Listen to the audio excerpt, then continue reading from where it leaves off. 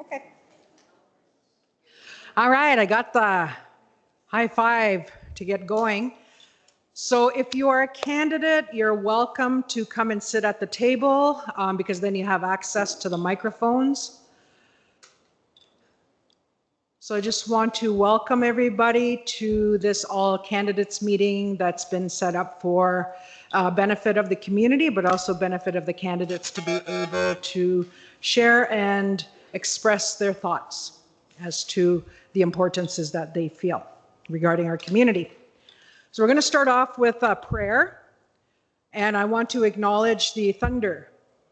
Sylvia and I were having a chat earlier about how our older folks, I remember hearing this growing up, was that our elders would talk about when the thunders came that our ancestors were coming to visit, and they were coming to give some message about maybe we need to be planning, maybe we need to be cautious, careful on what we're doing going forward. So they've made themselves present today. So we just wanted to acknowledge that. So I'm just going to open with a prayer, and then we'll get into things. Bonjour kajam nado. Bonjour mishum snang no kamisnang miigwech gibiayek. Bzindaj gayek eginwa.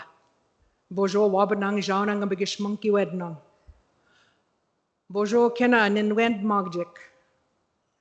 Nunga aja manja diang ma. Miigwech wendamen. Ginwa paneh. As nad magayak, nad mostang paneh. Niganing we nabyang. Jibzin the mangin wa et kidiek. Wewen and jichgayang. Shkini gijik.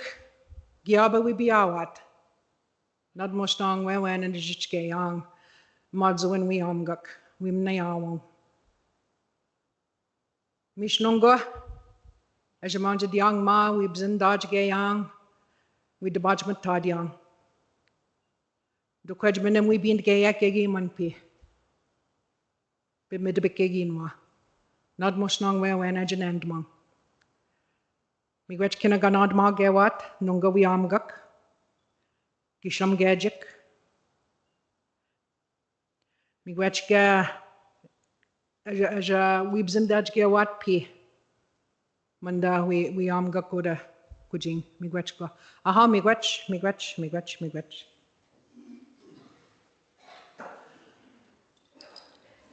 So what I did was I acknowledged our ancestors, I acknowledged the spirits of all directions, I acknowledged our ancestors, and I invited them in to come in here and sit with us, to be here and witness what it is that's taking place today as we gather for the benefit of our community. Acknowledging the generations ahead and that they help us to hear, to listen, to see, and to know what it is with their guidance moving forward. And we always talk about those 7 generations ahead. So I invited them to come in, and they've made themselves known in Nimkik. So I want to say miigwech. Who brought that?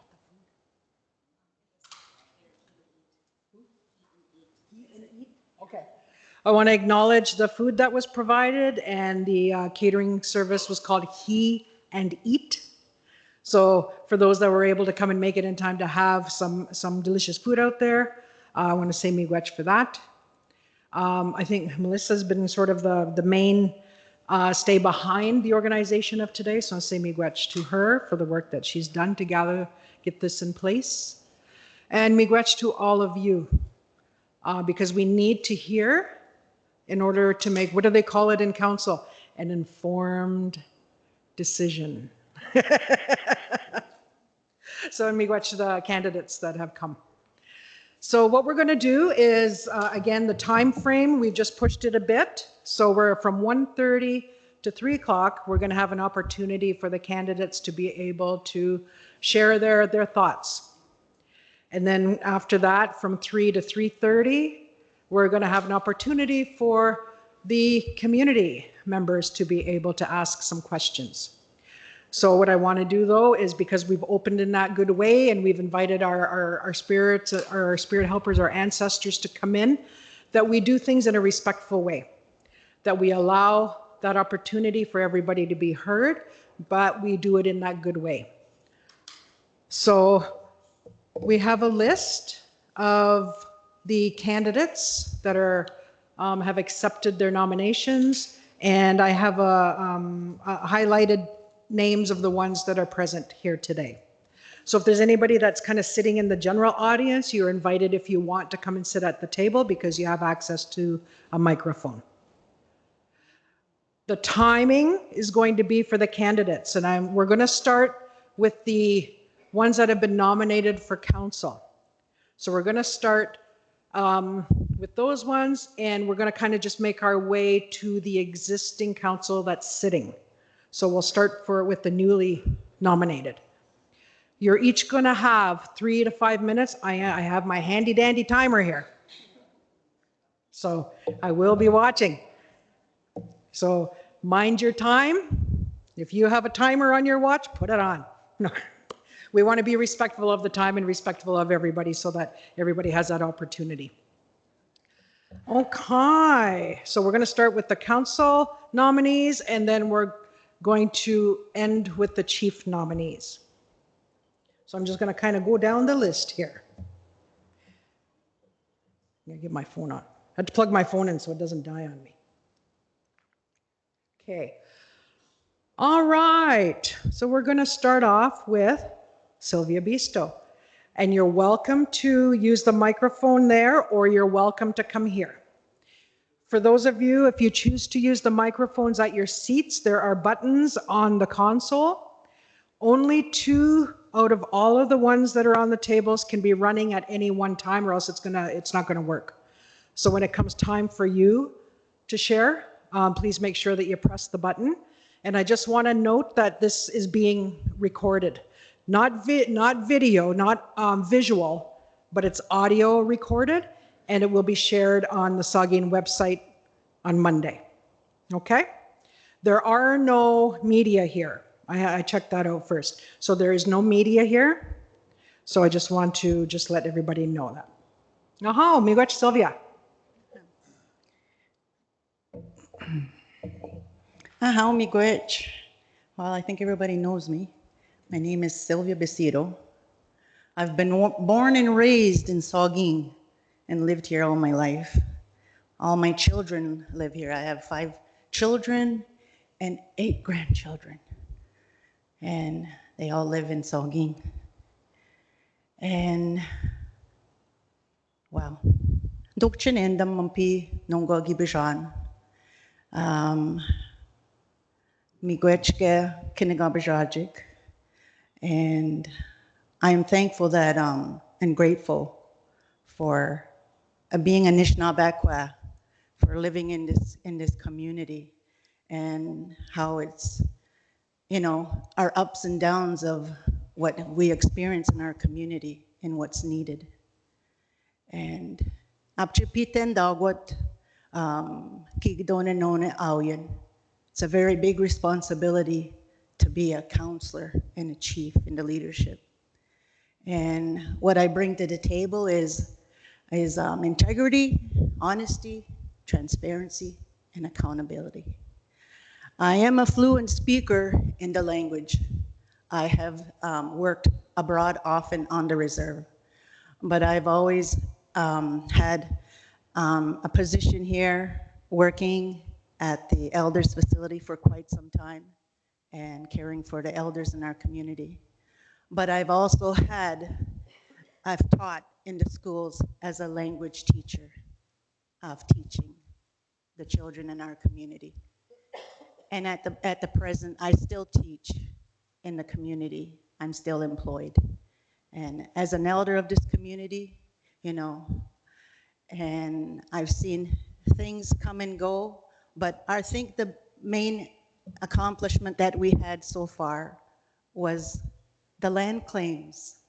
Chimiigwech to all those leaders that have passed on, that fought hard for this accomplishment, for this land claim to be finally settled, because it was in the works for a long time. and chumigwech to them. And because now that we have settled that land claim. And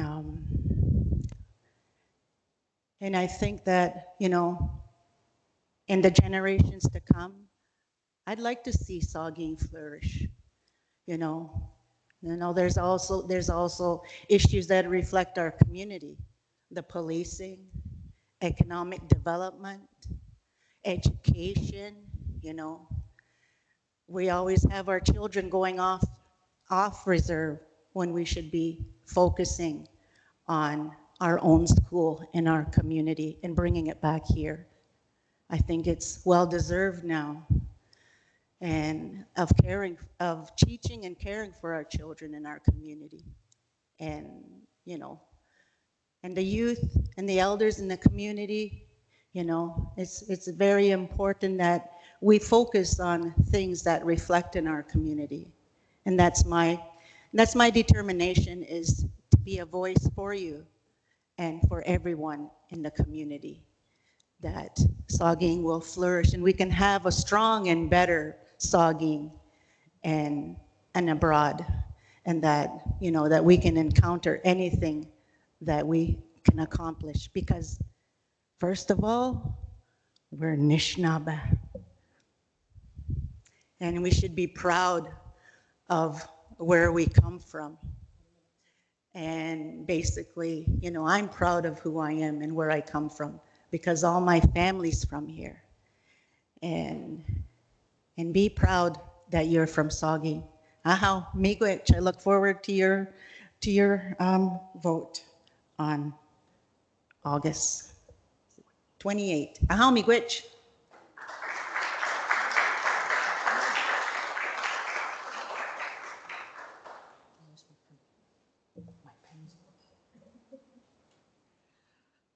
Okay, miigwech, Sylvia. For the benefit of the recording, I just noticed I didn't announce who I was. So for the benefit of the recording, and that's going to be shared in the community this coming week, I'm Lori Kuwakam, and I've been asked to moderate this all candidates meeting. Okay, the next one is Brian John. So Brian, do you choose to come up here? Okay, yep, so Brian's making his way up.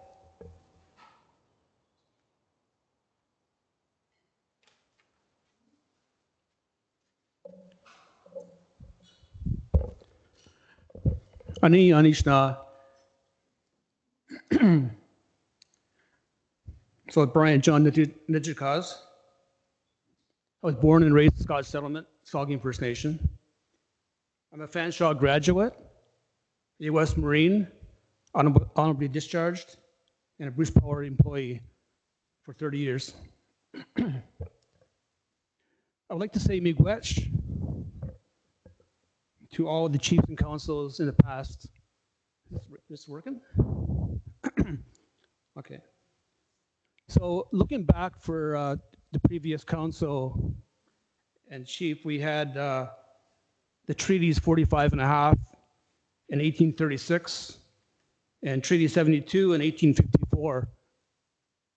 I'm just trying to think, going back in history for all those chiefs and council, we had the building of the first council house right up the highway here in 1886 to the present governor's building we have now. Just to show the progress we're having right now from our previous council. We had several schools on the reserve before the government even took control. We appointed police constables by our members, which now we have an agreement with the OPP today. We had a nurses station at Saging here. To today, we have a modern health center here. Chief and Council has also made the Solid Beach cottage leases, which we have income from them now. We formed a housing program back in 1973 to support, to now we have Habitat today.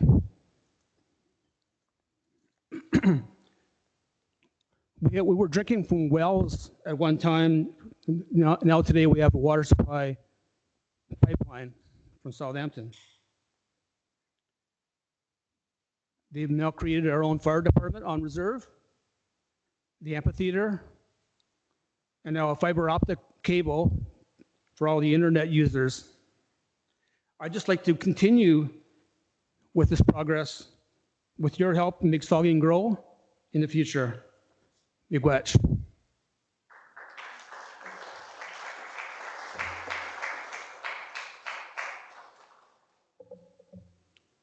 Hey, Miigwech Bryant.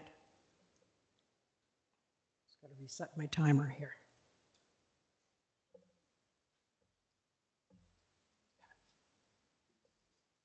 Okay, next we have Warren John. So Warren is making his way up.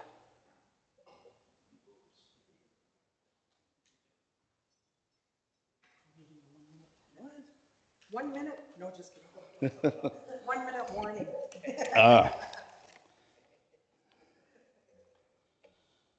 Okay.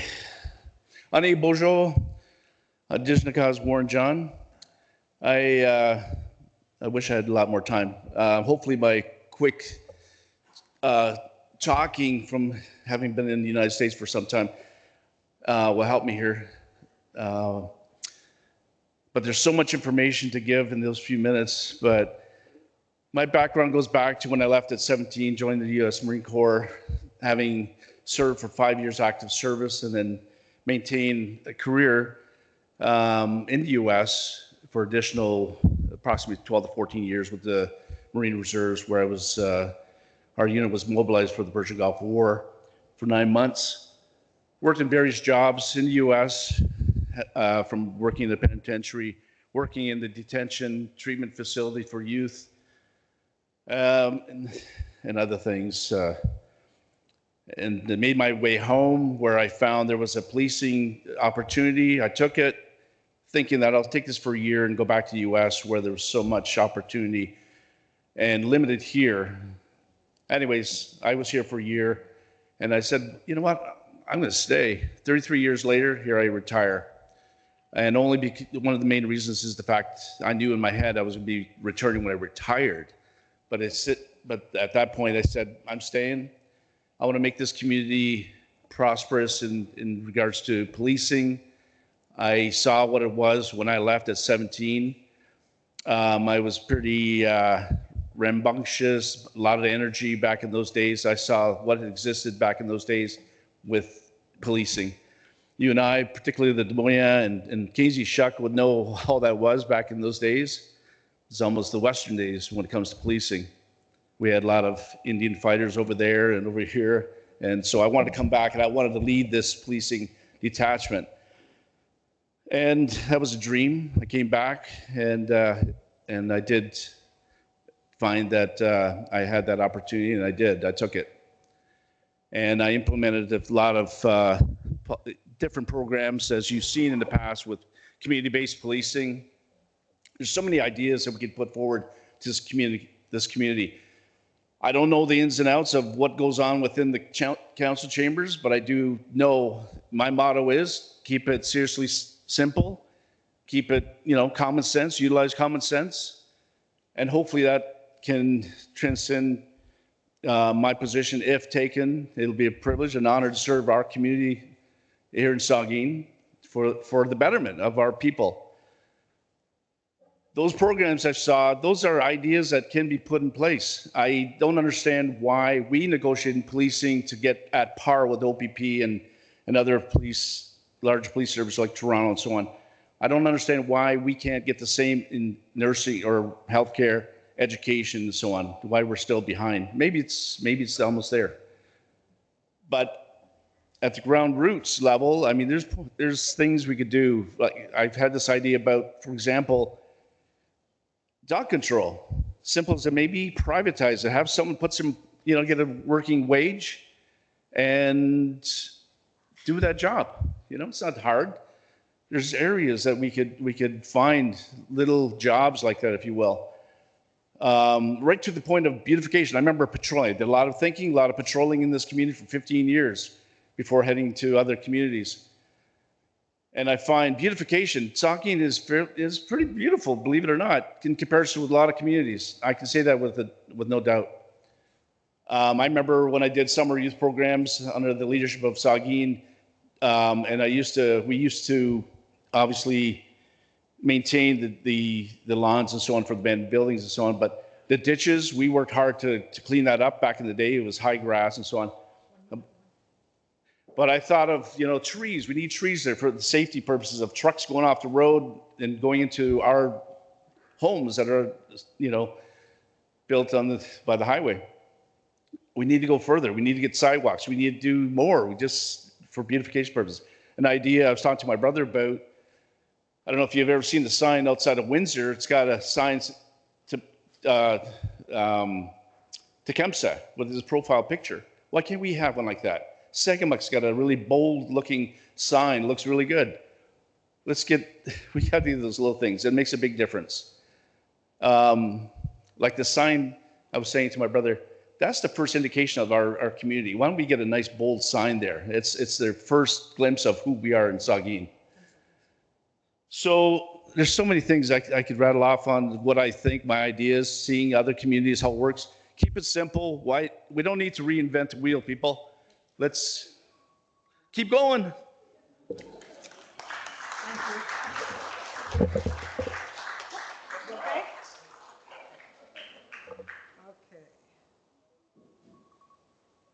Trying to shut off my timer here. Okay.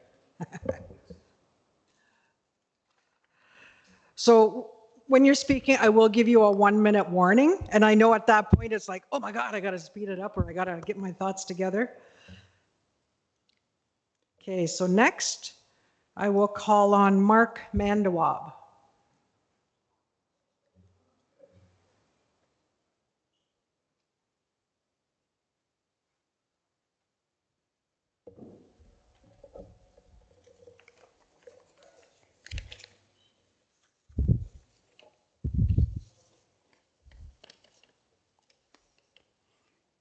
Ani, bonjour. Hello, Saugeen. This is Mark Mandawab. My Ojibwe name is Makwash Benani Bud Chikajepo 1, and I'm running for a seat on Saugeen First Nation Council because I care deeply about our people, our families, and the future of Saugeen First Nation. To some, Saugeen is just a name, but to us, Saugeen is home. It's memory, it's bloodline. It's the roads we grew up walking, the homes we entered, the families who shaped us, and the stories carried from one generation to the next. I'm not learning about Saugeen from the outside looking in. I grew up here. I lived here most of my life, and even when I left for college and spent years away building my knowledge and experience, something always pulled me back. That pull was not coincidence. It was connection. It was responsibility. It was love for the place that raised me. I know this community, I know its strength, and I know its struggles. I know what people speak about openly, and I know what many carry quietly. That is why I believe leadership can't be distant. Leadership can't be blind, and leadership can't pretend not to know what our people are facing. Saugeen needs leaders who are awake, aware, rooted, and ready. I'm not here to play politics, and I'm not here to make promises I can't keep. I'm here to serve with honesty, accountability, and commitment. A seat on council is not just a title, it's a responsibility. That means understanding decisions, funding programs, services, and how every choice affects real people, real families, and real lives. One of the most urgent issues facing our community is the drug epidemic. I take this seriously because too many families are hurting, too many youth are at risk, and too many parents, grandparents, children, brothers, and sisters are living with fear, grief, and loss. My family has felt that pain, and I know many families in Saugeen have carried that same burden. We can't ignore this. We cannot become numb to it, and we can't wait until more lives are lost before we act. We need stronger support for those struggling with addiction. We need better prevention for our youth. We need stronger partnerships with police, health workers, treatment services, and community programs. We need more visible patrols, better response times, and clear reporting back to council and to our members. I support the feasibility study already underway around strengthening policing in our community, but our people deserve timelines, public updates, and clear roadmaps. The process should never be invisible. Our community deserves to know what's being done, what's delayed, and what comes next. This isn't about judging people who are struggling. It's about saving lives. It's about protecting our children. It's about making Saugeen safe for everyone. My commitment to service didn't begin with this election. I have volunteered with different organizations within the area, including Grey Bruce Crime Stoppers, first as a board member and as a volunteer, and I continue to serve as a volunteer today. In 2024, I was selected as an auxiliary police officer volunteer with the Saugeen Shores Police Service, where I continue to support community safety and well-being. My professional experience at Saugeen First Nation, through both my experience as a council member and as an employee and throughout Grey and Bruce County, include my work with Bruce Power, a short stint, and Employment Ontario through the Huronia Area Aboriginal Management Board, has taught me responsibility, teamwork, communication, and the true meaning of showing up. Not just when the work is easy, not just when people are watching, but when the work is difficult, demanding, and necessary. If elected, I will listen. I will speak up. I will ask the hard questions. I will push for accountability, and I will always remember who I am there to serve, and that's the people of Saugeen First Nation. Whether you live on reserve or off reserve, your voice matters, our elders matter, our youth matter, our families matter, those who are struggling matter, and our future matters. I believe in Saugeen, I believe in our people, and I believe that with honest leadership, courage, and unity, we can face challenges and move forward together. I'm dedicated, I'm determined, and I'm ready to work. I'm asking you for your support, I'm asking for your trust, and I'm respectfully asking for your #1 vote. My name is Mark Manduab, and I'm ready to work for Saugeen First Nation number 29. Thank you. Miigwech.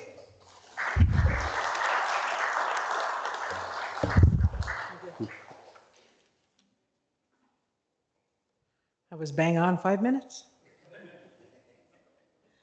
Okay, did I see Matt Mandawab here? Oh, he's gone? Okay. All right. I would like now to call on Dwayne Nashqua.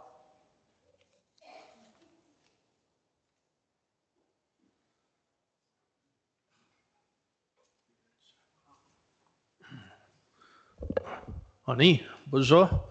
Miskanko Indijnakas, Saugeen Donjba, Obsheshin Dodem, North Bay Donda. My name is Dwayne Nashqua, for those of you who don't know me. I'm Marjorie's grandson and Lucy John's great-grandson. And my dad was Wayne. And I didn't grow up here. I visited every weekend in the back of a car in the 70s and 80s, and I lived with my grandmother in the summers, and I spent much of my youth around here. and I benefited greatly from the generosity of Saugeen. I've never been treated differently by anybody around here. People welcome me as their cousin or neighbor when I'm back. I have that house over there that was my grandmother's that I take care of now. And I'm really grateful and honored to have been nominated by Brendan Nashqua and Janice Rood. I want to acknowledge their faith in me by asking me to stand for this position, and it's something that I'm humbled by. I've worked for Anishinaabe people my whole career, the last 30 years, at the Anishinaabe Nation, at Nipissing First Nation as the CEO for 20 years. And it's all I've ever done is work for our people. It's all I'll ever do. And I've worked here on the Finance and Audit Committee for a number of years. I've worked on the Gamsukmin Medical Isotope Committee for a number of years. I've always tried to find a way to help as I can. I've coached Little NHL. I was very proud to do that and to have those medals with those young boys and girls around their necks when we did that. I was very proud to be connected in that way. And, you know, I'm not coming in from North Bay and saying I have all the answers here, but I've done a heck of a lot of work in a lot of different First Nations. I still do. I was the CEO and led Nipissing First Nation through land claim negotiations. I helped write $124 million land claim settlement trust up there. I've done economic development partnerships in construction, in renewable power, I helped create Beasing Power, which is a procurement company. Am I breaking this? Or is my time up? No, it's okay. I don't, so I don't pretend to know every issue inside out, and I would never come in here. I don't think my family would respect me very much if I came in here and told them how to live. I'm not here to do that. I'm just here to help you solve problems. I'm not here every day, but I hurt the same way you do when we lose young people or when our community suffers. We know trauma. We know the source of that trauma, colonialism. We've lived that. Every one of us, doesn't matter where you are, we carry that. That's blood memory. And I know how to ask questions. I know how to deal with governments. I'm happy to do it. I like to get mad and talk to them. I like to tell them how it is. I'm passionate about the work I do, but I'm always respectful of the people I work with. And I would just want to finish by acknowledging all the people around this table who put their names forward, leadership and those who've served on council for the last number of years. It's a big commitment they're all taking on, and I respect all of you for that, and I wish you all well. And I'm just, if nothing else, I'm really, this is the most nervous I give a lot of speeches. This is the most nervous I've been in years and years and years. But I'm really grateful. If nothing else, I'm really glad to see you all today. Miigwech ki bijayak mampinangam. Miigwech ki bzindan yak nangam. Now.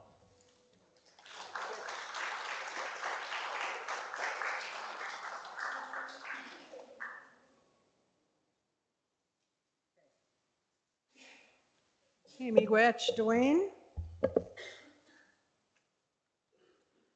Okay, I'll call on Anthony Owl.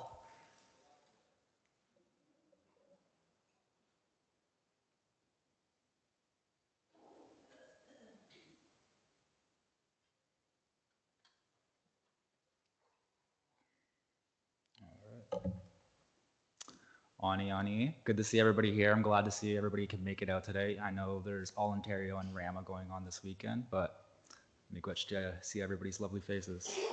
So, Ani, if you don't already know me, my name's Anthony Indijnakas. I'm from Saugeen, born and raised. I'm here today because I believe we can do better. As a young person, I've grown up seeing our community face challenges and dealt with them myself. But I've also seen the strength and resilience of our people, and I think it's time for a fresh perspective, and that's what I'm offering. What we often hear is we want to hear youth's voices. Well, here's my voice. I'm not here to make promises I can't keep. I'm here to listen, to learn, and to work hard for our community and our people. I believe in the importance of our traditions and our culture and our cultural identity, and I think that we should find ways to incorporate them into our decision making. I think we should focus on creating opportunities for young people like me, whether that's through education, job training, or community programs. I think that we should work to make our community a better place to live with good housing, good healthcare, and good services. I'm not a politician, but I'm willing to learn and work with our leaders to make a difference. I think that we should be more transparent and accountable with our governments, and think that we should involve more young people in decision making. I'm asking for your support because I believe that we can build a brighter future for our community. So let's work together to make that happen. That was my cut and copy speech that we're gonna generically hear, but this is truly what I believe in. For community safety, we have a community that we have the ability to have a community watch program. We're on Facebook, we're vigilant, we see what's happening in our community. We can notify and support each other with that. And I also think we should have support systems to give less fortunate people security systems so they can protect themselves, because not everybody's fortunate enough to have those incomes. And then for the economic boom in French Bay, there's so many new families in French Bay, and the park is just disgusting, for lack of better words. We should have lighting there because it's just used as a drug hangout or an alcohol spot to hang out. And when there's leftover broken glass, needles, and stuff like that, that's no area for children to play in. Speaking of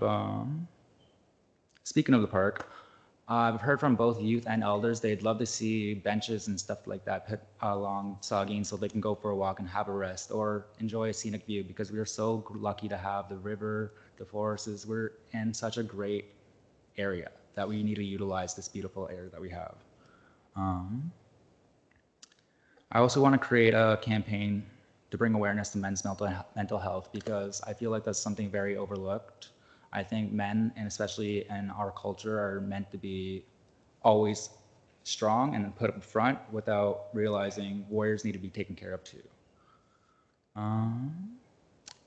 I've worked one-on-one with youth, creating poster boards of ideas and things they want to see implemented into the Saugeen, and I've actually had counselors and Chief Conrad say these things are changeable, and the best part about it is they're cost efficient, meaning they cost nothing or it's easily achievable.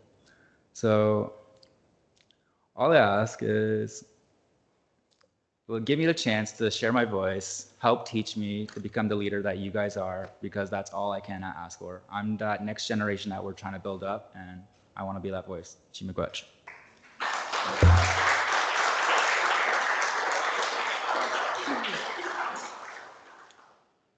All right, miigwech, Anthony.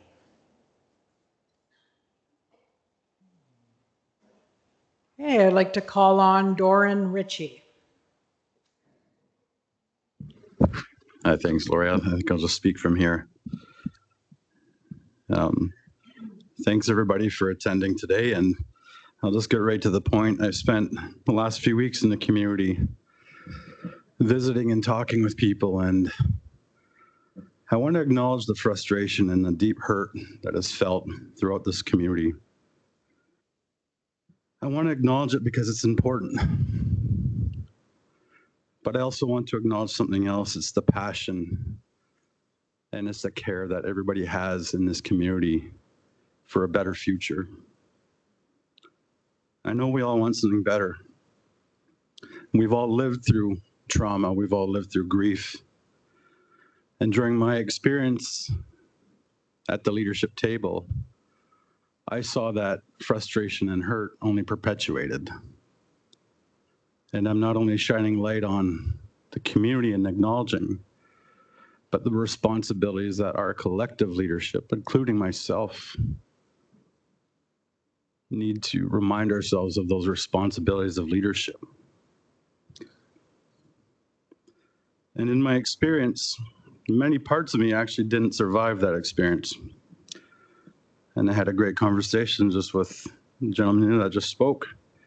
We talk about reaching that bottom and what it actually does. It teaches us to grow. It only roots us even further.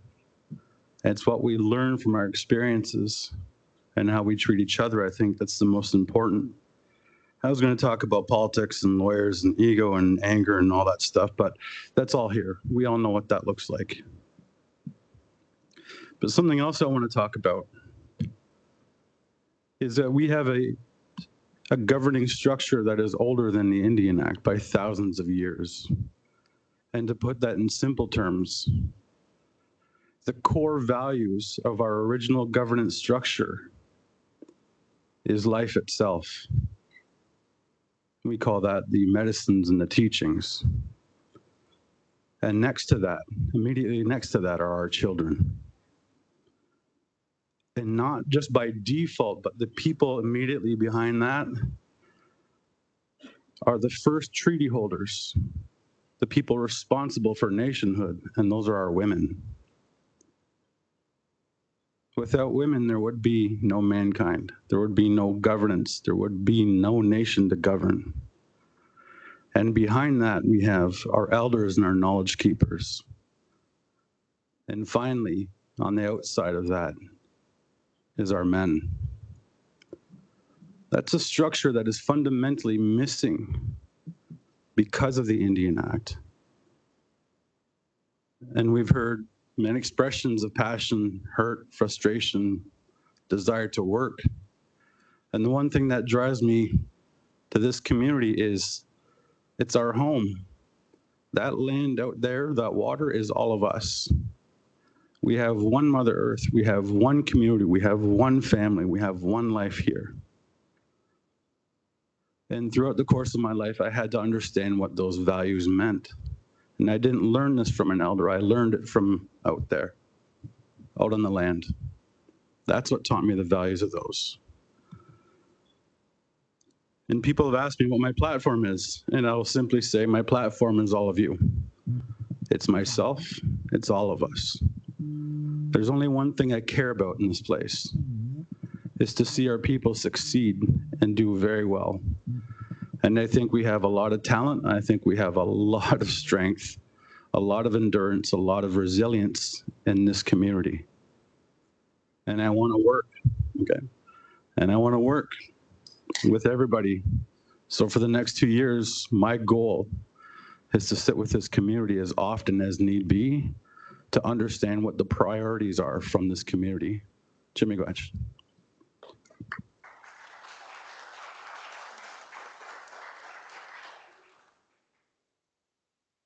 Hey, Miigwech Doran. Okay, I'll call on Kevin Root. Is he in the building? Oh, there he is. Sorry. Sorry, Kev.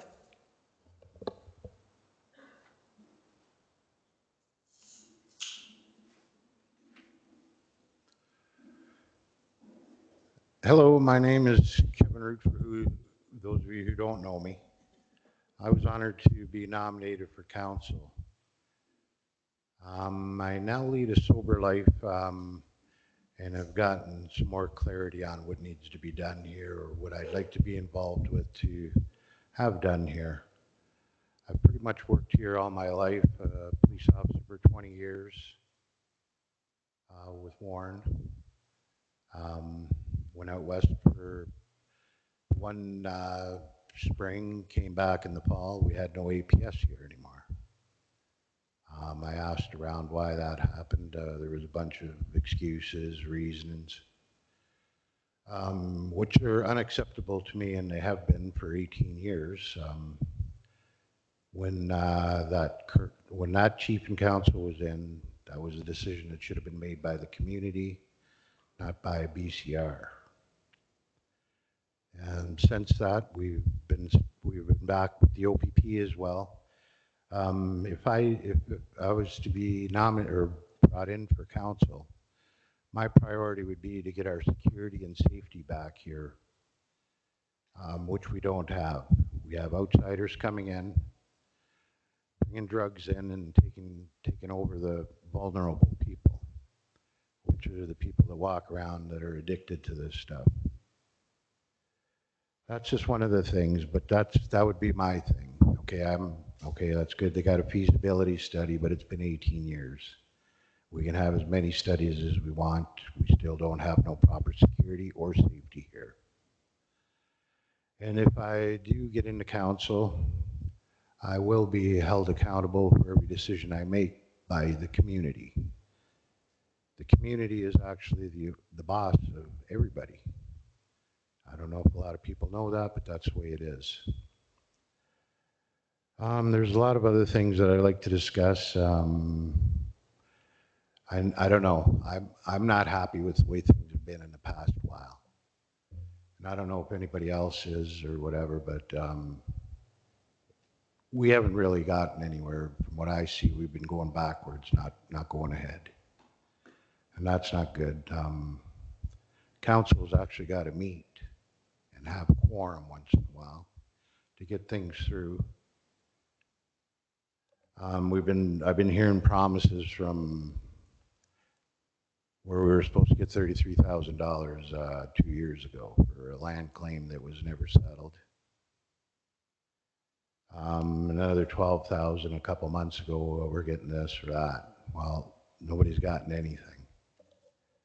And the updates that we have been receiving seem to be just lately. Residency code, for one thing. I remember when I was working at the Works Department, I was always talking with Herman Root. He had a draft of residency code, and this is going back almost 10 years now. And we still have nothing in place. That would take care of the outsiders that are coming in and bringing the drugs, which we have no control here. The OPP, I'm not cutting them up. They're busy. They've got a huge area to take care of. And the thing is, we need our own police back here.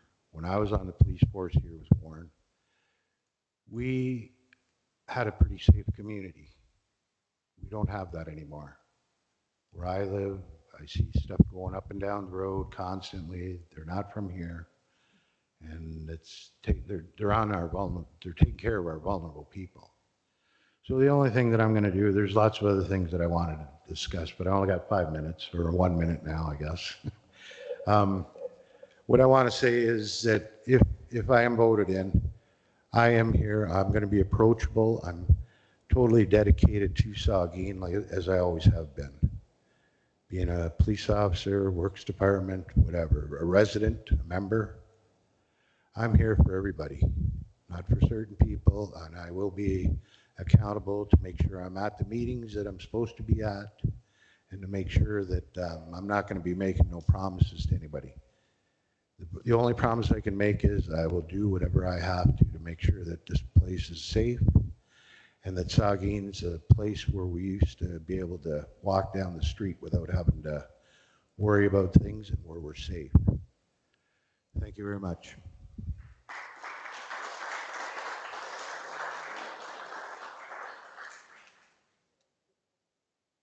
Hey, miigwech, Kevin. Next, I'll call on Leona Root.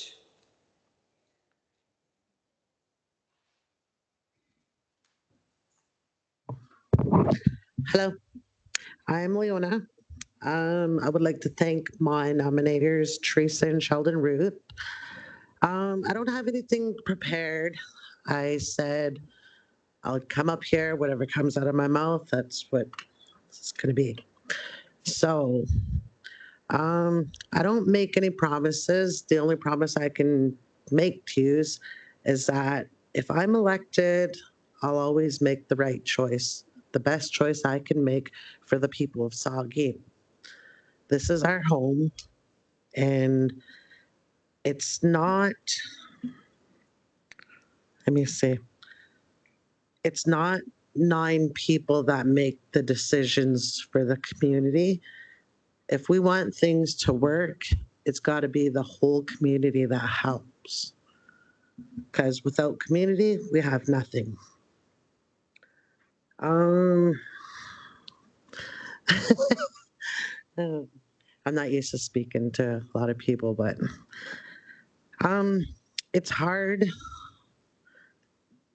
to be a counselor. I sit here every week, and what people don't see is all the work that they do. Like it's a lot of work. All the meetings they go to, everybody thinks that they come in here once a week and that's it. They don't. Like there's a lot of committees that they go to, the SON meetings, travel, and it's a lot of work. It's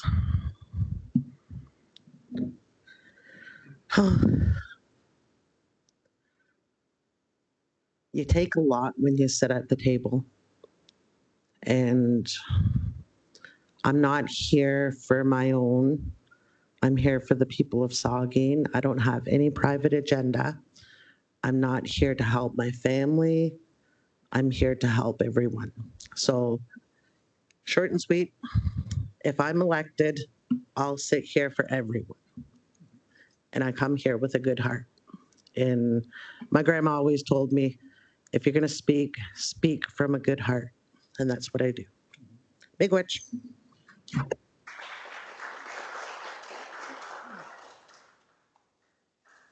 Miigwech, Leona. Okay, I'll call on Stephen Van Lawfeld.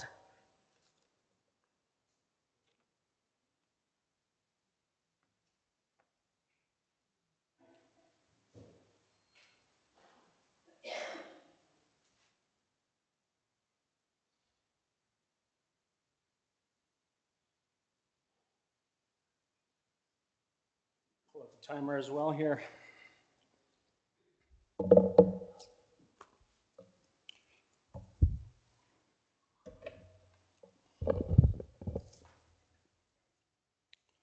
So, Ani Saugeen, my name is Stephen Van Lawfeld. I'm a candidate for council. We've each been given about 5 minutes here to share our vision for Saugeen. And to me, that's really what this election should ultimately be about. Every election asks us to choose leadership, but underneath that, there's a much bigger choice. And that's what kind of a nation do we want to be? So I want to start by painting a picture of the Saugeen that I believe that we can be, and then take an honest look at the distance between that vision and where we stand today, and finally talk about what I think it will take to close that gap. I believe that Saugeen has everything that it needs to become one of the strongest and most prosperous First Nations in Canada. I see a Saugeen where every person knows that they belong and have every opportunity to thrive, where a child is welcomed into the nation through ceremony, grows up surrounded by language, culture, and love, and learns from elders whose stories, teachings, and wisdom connect them to the generations that came before. And as that child grows, so do their possibilities. They see a community that believes in them, an education that prepares them, and a future that is theirs to shape. They can learn a trade, pursue a profession, build a business, or take their talents anywhere in the world. And if that journey takes them away from Saugeen, the connection remains because they're always from here. There's always a path back home. And we value the knowledge and experience that they have learned on their journey. Because Saugeen should be a place where our people can build a good life, a place with homes for families, meaningful careers, and businesses owned by our members. I see a community connected not only by where we live, but by how we live together, where neighbors know each other, where we gather, celebrate, practice our culture, speak our language, and look after one another, not only when times are hard, but always. I see a nation where everyone has a role and something to contribute, where our elders are valued, our young people are heard, our women continue to be our source of strength, and our men can hold their heads high because they have every opportunity to provide for their families. To me, that is a strong and prosperous Saugeen, and that is the Saugeen that I know that we can build. And with everything that we have going for us, we should expect nothing less. But that is not where we are today. Too many of our people are hurting. Addiction is taking lives and devastating families. Violence and abuse have left our people carrying fear and trauma. Families are struggling with poverty, overcrowded housing, and the rising cost to simply just get by. Too many of our people are struggling with mental health, searching for meaningful work, or just trying to find their way back from addiction. And here's the reality, folks. I live outside of the community. And so if I experience that, I can only imagine what everyone does on a day-to-day basis. And despite the wealth and opportunity surrounding us, too many of our people are still struggling to simply get by. It seems that prosperity and progress stops at that boundary right over there. And that should force us to ask a difficult question. With everything that Saugeen has going for it, why are we still having these same conversations? And part of that answer requires us to look at the choices that we've been making. We cannot keep returning the same people to council, election after election, and expecting different results. Years had become decades, and too many of the problems we were promised would change remain with us today. If we truly want Saugeen to move forward, then we have to be willing to move forward as well. That means expecting more from those who ask to lead us, holding them accountable for results, and when the results aren't there, being prepared to make different choices. Because accountability cannot be something we simply talk about at election time. It needs to be embedded in how we move forward. And so,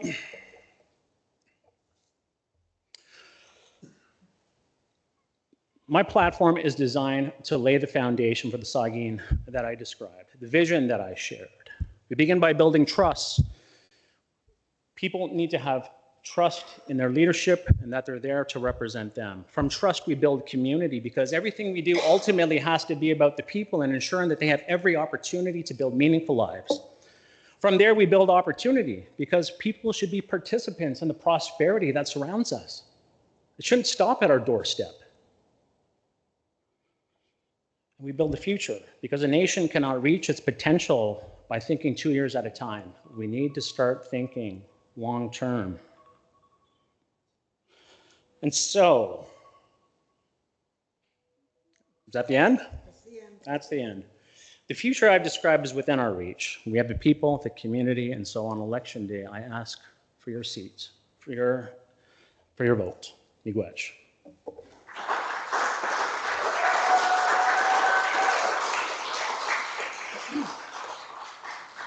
Hey, Miigwech, Stephen. Okay, so I'm going to call on next Conrad. Yep, for a council position. Or are you going to, what are you going to do? From the, okay. All right, so we're going to move past there, and I'm going to call on Letitia Thompson.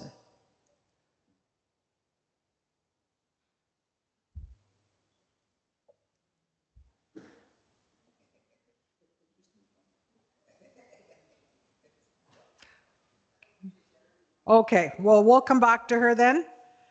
Okay, we'll come to Lester. You're gonna, okay? So you're gonna pass through this one then and wait for the chief? Okay. Yep, the chiefs are gonna be last. Teresa Root.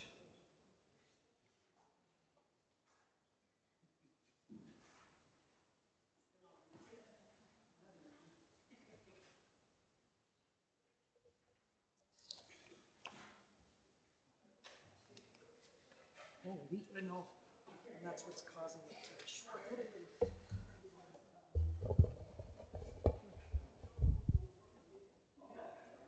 Boo.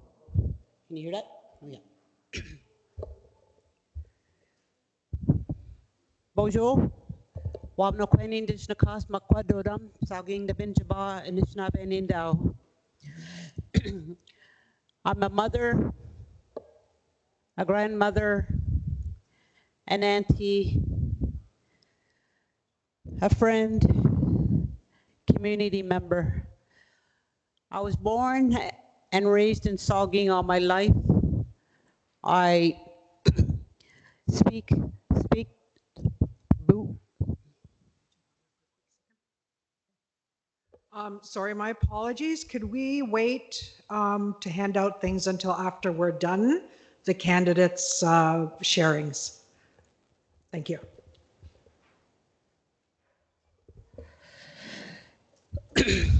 Saugeen the Benjaba, and I was born and raised here. Zagon Benjabayan Geni, Nishin Mampi Benjabayan.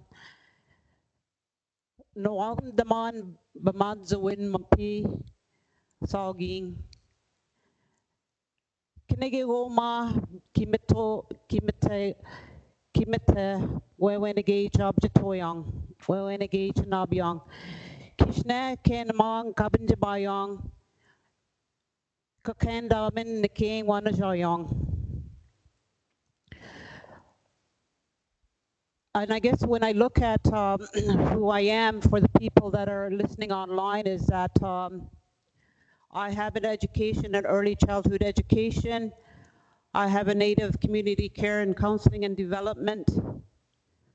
Community addictions 1 and 2. Anishinaabe holistic mental health and substance abuse stream and community care and program. And a social service worker. I have lots of, it's really important when you're sitting in council, but what I feel is really important is the relationship that I would have with myself because it helps me to have a better relationship with others. Nishin ki kenamen eoyin, kamodoyin, getting them in, wewenegi, chabjatoyin, kanomagewin. Nishinyo, because the Creator gives us our experiences and we learn from those experiences. And it's really good for us to stand together. You know, when we sit in leadership, it's not about my vision. It's not about what I see, but it's as a collective, we can do lots when we work together in unity. Yes, we maybe not always agree, but it's important that we agree to work together in that kind, compassionate way. It's important, those relationships are important for our community. I see the challenges in our community. I've witnessed the challenges. I see the struggles that we have in our communities.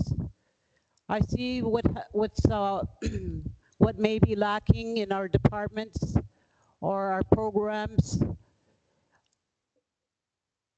We have many strengths. We also have many challenges, and working together, we could do awesomeness for our community. I think about our youth. The youth are so important because they're the ones that are going to be leading the way in the future. So it's important that we understand our language, our history, our treaties, who we are, where we came from, where we want to go. I want to thank Chimigwech Nandan, my nominators, Renita and Courtney, and I respectfully to ask you for your support August 28th.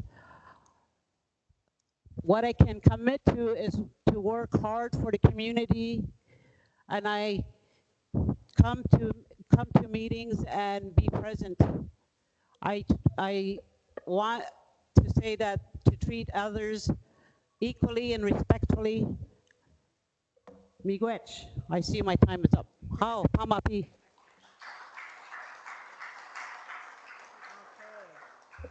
Miigwech, Teresa.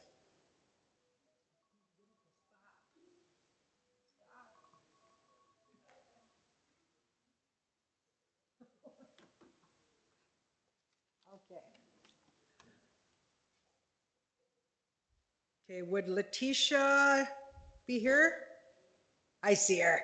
Letitia Thompson, making her way up.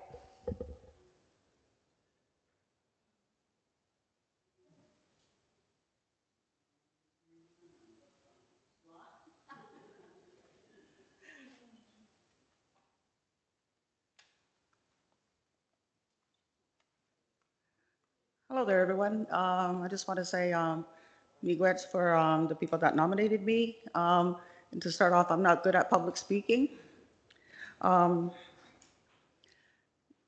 Being on council is being dedicated to your community, to the membership on and off. I sit on several committees and I meet every day of the week. So it's not like a part-time job, you just come to council on Monday. It's meetings every day of the week. I don't know what else to say. It's just that I want to say miigwech for having that trust in me for the past several elections. So miigwech.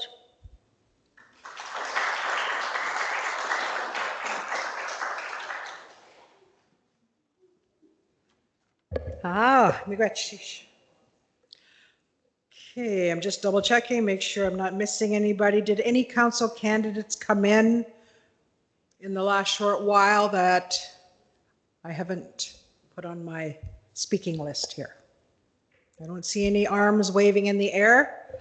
Okay, so that was the list for the council candidates that are present today. We're now going to move on to the candidates for the chief position.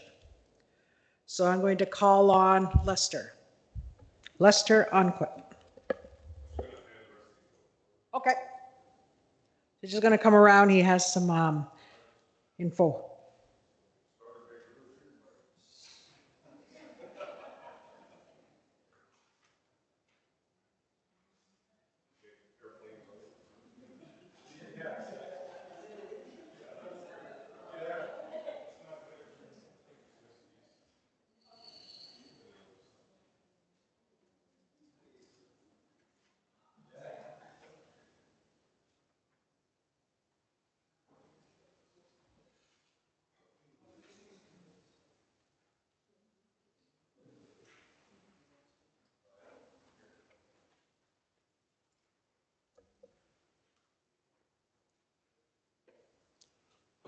So we're just handing out a flyer that I did make.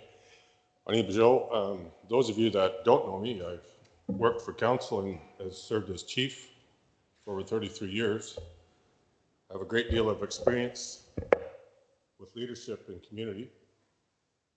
Currently, we're working with Bruce Power, Ontario Power Generation, Hydro One, and the federal government with regards to the east boundary, especially the return of the boundary.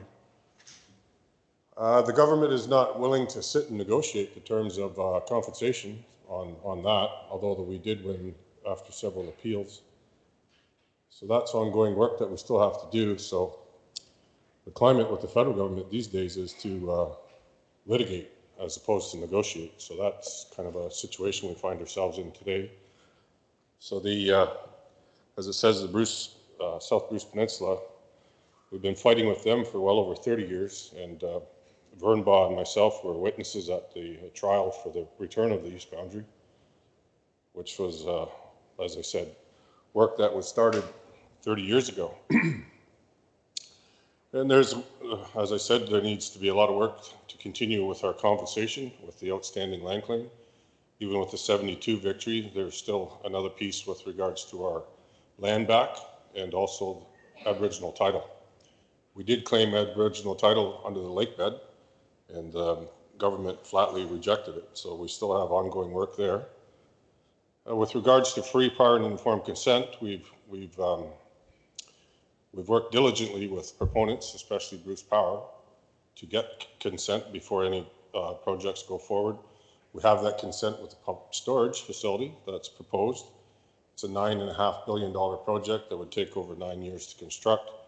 It's so expensive that the Ontario government's thinking about whether or not to pursue that project. It would be water pumped up to the what is now the tank range, a reservoir, and the release of all that water back down during high peak for demand of hydro. Some of the new initiatives, home ownership, there's an Indigenous housing fund that's being introduced that we just talked about at council. And it's through CIBC so that you can get a mortgage and build a house other than just using the housing subsidy. So We're creating long-term opportunities. We're working with partnerships with proponents, as I said earlier. Some of the projects that we continue to work on is with the Bruce to Milton line, roughly $1 million annually there. There's $2 million split each way. The medical isotopes is a new partnership that we have with Bruce Power, and we've reinvested over $250 million into that project, so with an annual return of over $10 million. The Community Development Fund, it's also used to provide housing supports and renovations where there's a shortfall, and supporting new home ownership through the Indigenous Housing Fund. So that would be creating new opportunities for people with home ownership. You can build a house a lot bigger than what's given in the subsidy. As usual, I work together with council, been on to council for a number of years. It's been a pleasure working with everybody at Con Council. I mean, we have a tough job. Being chief is not an easy go, as Conrad knows, and Chief Conrad, and that's and Leona sitting here all the time as a secretary knows all too well the ongoing struggles that we have with proponents. But the biggest part is to ensure that our community doesn't see us as being ahead of them when we have these projects, and that we're continually informing you and keeping you up to date so that we bring you along with these projects. And building a future of prosperity is what my message would be for today, and continuing the work that we've already started. So I'm asking for your support, however you wish to support. I definitely would love to be back at the table continuing the work, and I'm looking forward to some of the new faces that have been here today as well.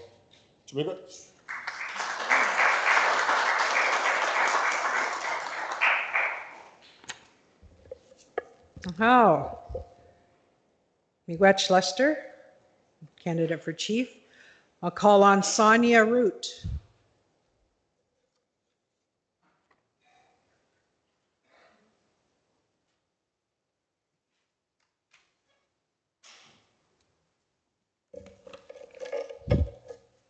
Honey, good afternoon, everybody. It's good to see everybody. I know that everybody has other places they could be, and I think it's important that we are here today, so it's good to see everybody here. The words transparency and accountability get thrown around a lot. We hear them before every election, but then we don't really see them very much. And you've noticed. I've talked to a lot of people and have heard many say the same thing. We've given up on leadership. We have no faith in them. I get it. I don't know exactly when it happened, but somehow chief and council started being treated like they're above accountability. That has to end. It's time to bring leadership back to where it belongs, serving every single member of Saugeen. We can't afford to sit and wait anymore. Our kids, our families, our futures can't wait. But there's something else we need to talk about, something that's hurting all of us, and it has been mentioned a couple times already. We need to come together like it used to be, helping each other, looking out for all of our children, our elders, our vulnerable, and each other. The drug epidemic has brought so much loss and grief to Saugeen. Parents losing children, children losing parents. There's not one person in Saugeen that it hasn't affected. And now, the drug dealers and the strangers are here, and they have no respect for our people. This needs to change. We need to get that residency code in place. We need to protect all members of Saugeen. We need to get our community back to a safe place to raise our children and grandchildren. We need to address the problem and stop letting it become the norm. Because right now, our children are growing up here and thinking that this is okay, that this is how it's supposed to be, and that's just unacceptable. We owe them so much more than that. We need to help the ones who need help, and we need to get rid of the people who are here to hurt our families. At our police committee, we have been working on the process to bring police back to Saugeen. This was a long time coming, but progress is finally being made. We need our own police, and we need to make sure that we prioritize that. Don't forget, the definition of insanity is doing the same thing over and over again and expecting different results. It's time we put an end to insanity. It's time to stop talking about wanting change and to actually vote for change. My goal is to get Chief and Council to work together with members to make Saugeen a home that we can be proud of again. It's the Chief's responsibility to lead the team.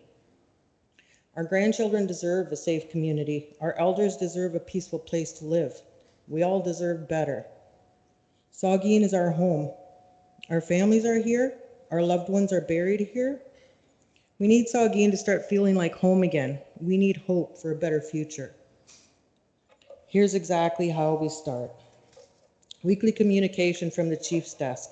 Every week you will hear from me, updates, decisions, what's next. No more silence. Monthly reports from every councillor, what they worked on, what meetings they attended, and what information they have to share with you. Full travel reports to the council and to membership. Where they went, what they brought back for Saugeen, and what it cost, because every dollar is your dollar. Regular community meetings, 3 times a year minimum. Your floor, your questions, leadership answers to you. No more conflict of interest at the table. Fairness to all members, no exceptions. I'm not running to make promises I can't keep. I'm running because I believe in us. I want all of us to believe in Saugeen again. No more buzzwords. Transparency is the proof. Accountability is showing up. In closing, I want to say this. I no longer want to accept the things I can't change. I want to change the things that I can't accept. I'm asking for your vote so that we can change these things together. Let's bring accountability home. Let's bring safety home. And let's bring community back to Saugeen. Miigwech.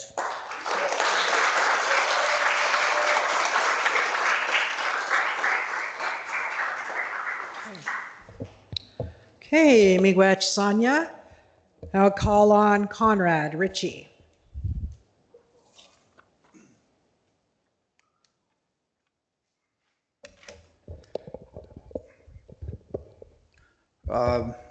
Just wanted to say good afternoon, everyone. I understand I get an extra 10 minutes because I get to go last. I'm just kidding. But I just wanted to say, Ani Bojo, Ogema Chinimki, Indigenous Cause, Chief Conrad Ritchie.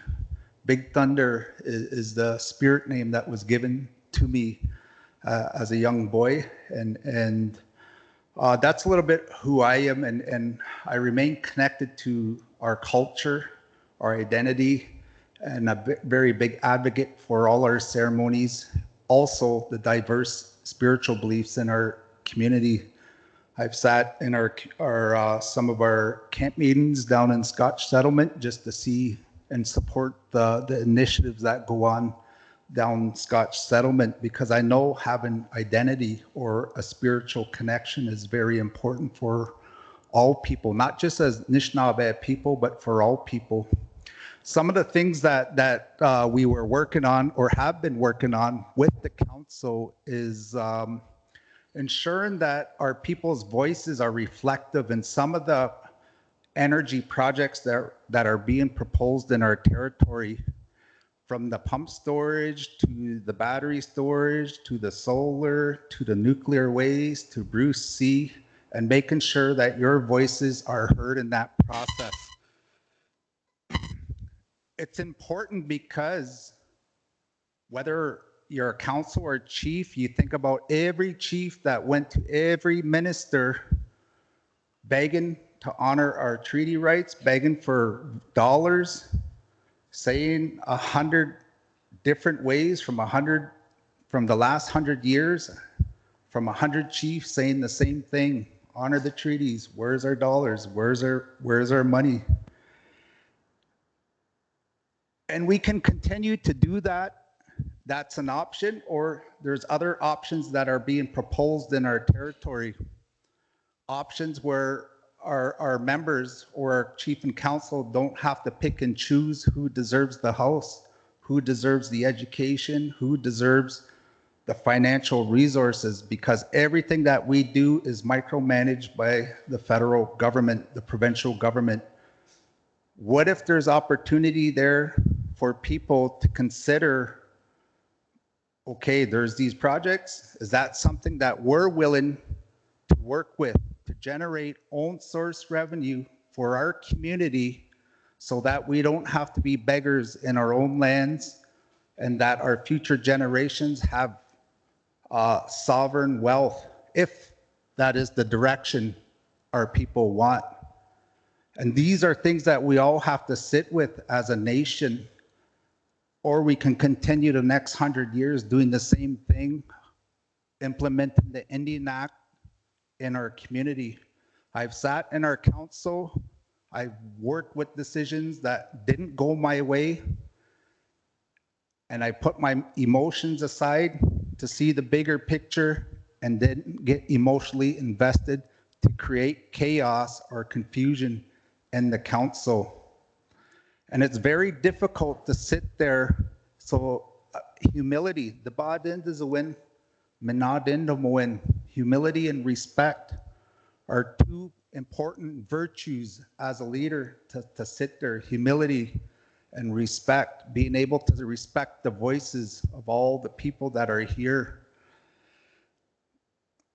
I want to continue some of the good work that we've all been doing as a chief and council. We do have a governance policy that was accepted in our community, and that's something that's already in place to hold our chief and council accountable. It just has to be implemented now. We've been working on that, and it's gotten to a point where we can't have a chief and council free-for-all around accountability. Now there's a mechanism in place. Now we can hold ourselves accountable, and the community had input on that to give direction when that comes. I will be going around in the community. I'll be explaining a bit more. I do have a Facebook where I'm live on there. I'll share a little bit of other information. Communication, I know, was a big thing, but we went through 4 administrators, band administrators, the last 2 years.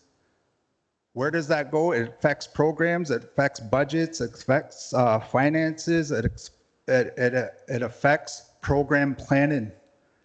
And who gets the blame when that happens, you know? So we have to work with our chief, council, administration, and the government policy. If you go look at it, it outlines the roles and responsibilities of that. And that's something I'm looking to do, to also work with and implement. So thank you for listening. Miigwech.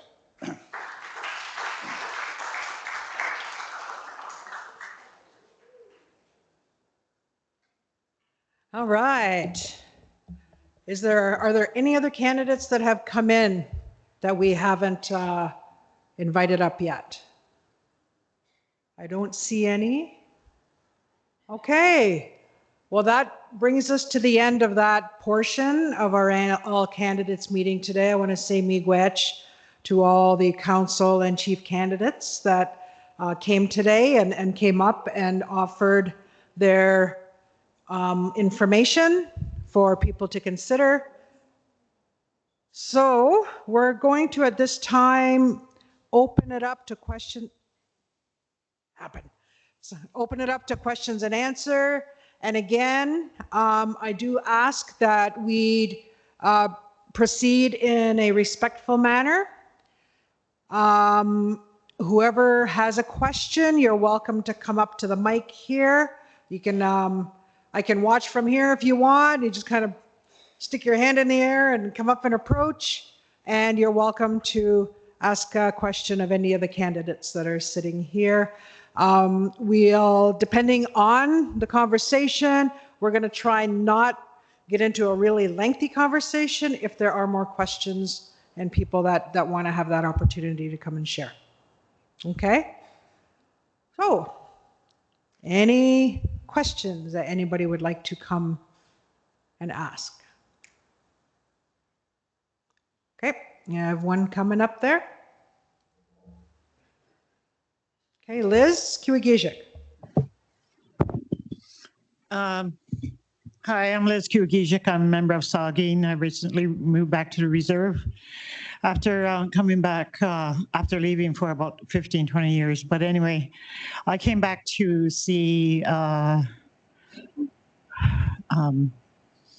lot of hurt within this community, and And also the housing situation. So in the policing, that's what I want to express, if anyone can answer. What are you guys doing in regards to helping the drug situation in this community? We see a lot of dealers moving around in the community as well. The housing issue, I had to fight for years even to get a home.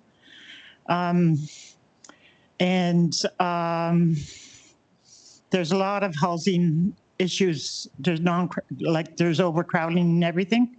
So I just want to know what you guys are going to do about that. And also, I can't remember what I was going to say. I think those are the two main ones that I want addressed within the community through council. Thank you. Liz, was there anybody in particular that you wanted to pose the question to, or just whoever wanted to offer? Who wanted to offer, yes.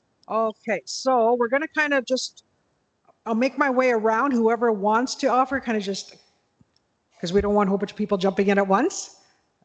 Conrad? Yeah, I just wanted to mention work with counselors that are on our council along with our housing. Lester mentioned that earlier around some of the First Nation housing marketing that we're doing. We did have an agreement with BMO. It was only $1 million where you could access people who can build homes. But now our housing department, the good work of our housing department and the lobbying and the endorsement of the chief and council, we got an agreement that will probably be communicated to the community, outlining that whole process. But I think it's increased now to 10 million. So any of our band members who want to take the initiative, there is a process with it. And I believe there's like a credit score required, but they're able to build homes in their community here.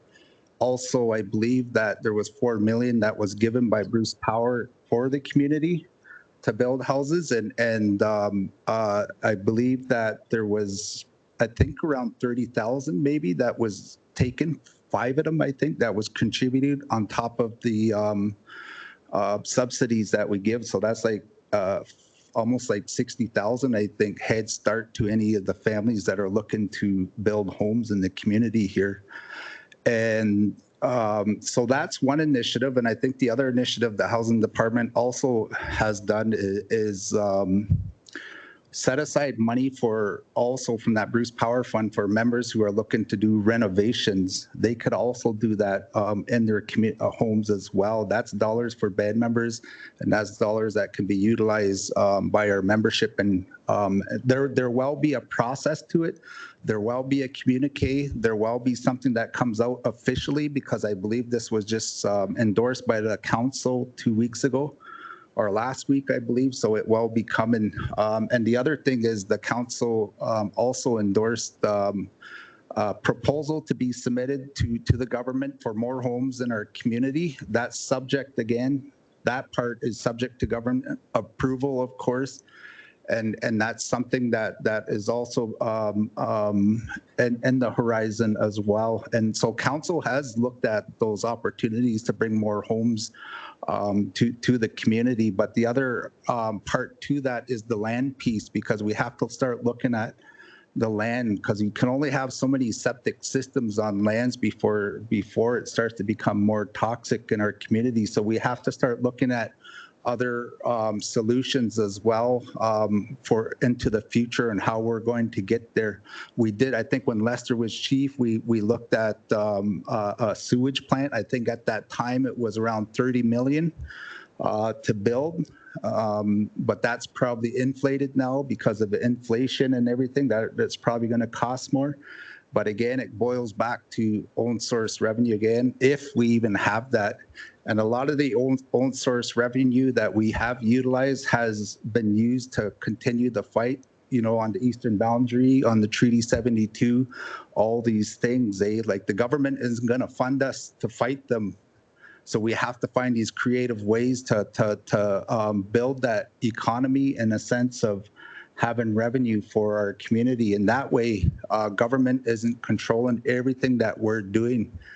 It will be you, the people, who will be able to see that and maybe say, hey, this is where we can spend it, this is where we can do that or that. But that's going to require some work, and we also directed the Finance and Audit Committee to do a bit of legwork in the sense of having conversations around trust funds, having conversations around wealth management, because of the opportunities that will be coming and presented to the people. And we have to get ready in a way of building our financial literacy in the community, because if you get money and you spend it, that's all it is. And then we're back to the government again dictating us on how we things, or do we want to set up things for the future as well? And that's kind of some of the work that the council and everybody's kind of been talking about. So and as for the addictions and mental health, I believe there is a ban or a building that was given to or proposed to be given to Saugeen and Nawash. That's up on Tobermory. It's like a big mansion. I believe it's like, I can't remember, like 12 beds, maybe even more, but that's available for our band membership to utilize. Again, it's going to require own source revenue or some sort of funding source to be able to run that facility. But that's a facility that's available in our territory. It's isolated. That could be used for treatment, a trauma center, or land base, or whatever it may be. I think there was options for members to go see, but that's been on the horizon as well. And the council has also supported addictions in the community by getting members to treatment as well on a individual basis whenever that was needed. And we've supported sports teams too as well, sports and recreation. We've upgraded the ball fields and Powell grounds, all those pertaining to prevention around addiction and things, keeping kids busy, having them sports, being with emotions, being with sensations and different things, and really pushing the trauma-informed program in our community so that our staff and everybody is becoming more trauma-informed around the addictions and mental health piece. And I haven't really heard any kind of opposition or anything that hasn't been. Every leader that sat around the chief and council table has expressed the need and the desire for working to address some of the addictions and mental health. This is a crisis that's right across Canada. Like you go to Ottawa, you'll see people overdosing right on the street and people just walking right by it like it's nothing. And this is like a sickness that's plaguing the world, and it's like a spiritual sickness. Like people need to be connected to God again and connected to those sources so that they can be grounded and centered. And so that's why we have that center for the multi-purpose building and supporting some of the churches when they have camp meetings here too. And that's some of the work of the council. Right? So we have a couple of others that want to offer some thoughts. Stephen? Yeah, thanks for that. So dealing with the drug epidemic, I mean, there are no easy solutions. If there were solutions, communities would have had it solved a long time ago. The question is, what are we doing about it? Good to know that there are things that are happening. I think more of us actually need to know, is there actually a plan? I put forward in my platform, we don't know. It's nice to know that the policing needs assessment is happening. Great. We still don't know how long that will take. We need solutions in the interim. My proposal is put a pot of money aside, 50,000, whatever it is. In the grand scheme of things, that's a nominal amount of money with the amount that we're spending. 50,000. Let's create a tip line. Sounds like we got some expertise over here on setting up the tip lines that operate within Grey and Bruce. Let's bring our own over here. But let's not wait upon conviction. And again, we need legal to look at this. 500 for just leading to an arrest, 500 upon conviction. Let's get the community involved. Let's get these people out of the community. When I think of security, everyone laughed at Paw Patrol when they were here, but then when they were gone, people were saying, we really wish that we had that security. Let's bring that security back, even as a stopgap measure. We've got people that are in law and security here. We can be funding our own people. Instead of that money leaving the community, let's invest in our own people to set up that law and security here, right? That's investing in our people. That's using their skills. Let's train our own people. In terms of housing, we need a housing strategy. good to know that there's some work going on, but we actually need to have a plan in place. And we need a wellness strategy. We can't send people to treatment just to have them come back to the same people, places, and things that they did before. I've been down that path. Many of us have. We need a wellness path, a continuum that supports them when they get out, gets them on, continuing on that good path that they're on when they come out of treatment. So there's a lot of opportunity here, and we need to start putting those resources towards helping our people. Miigwech. Okay, Miigwech Conrad and Miigwech Stephen. Rita had her hand up for a question. And just going forward from here, for those that aren't, would prefer to write their question down, there's some paper and pens on the table back there, and you can just put your questions in the bin, and then they'll be brought up here, and I'll ask those questions on your behalf. We have Rita coming up.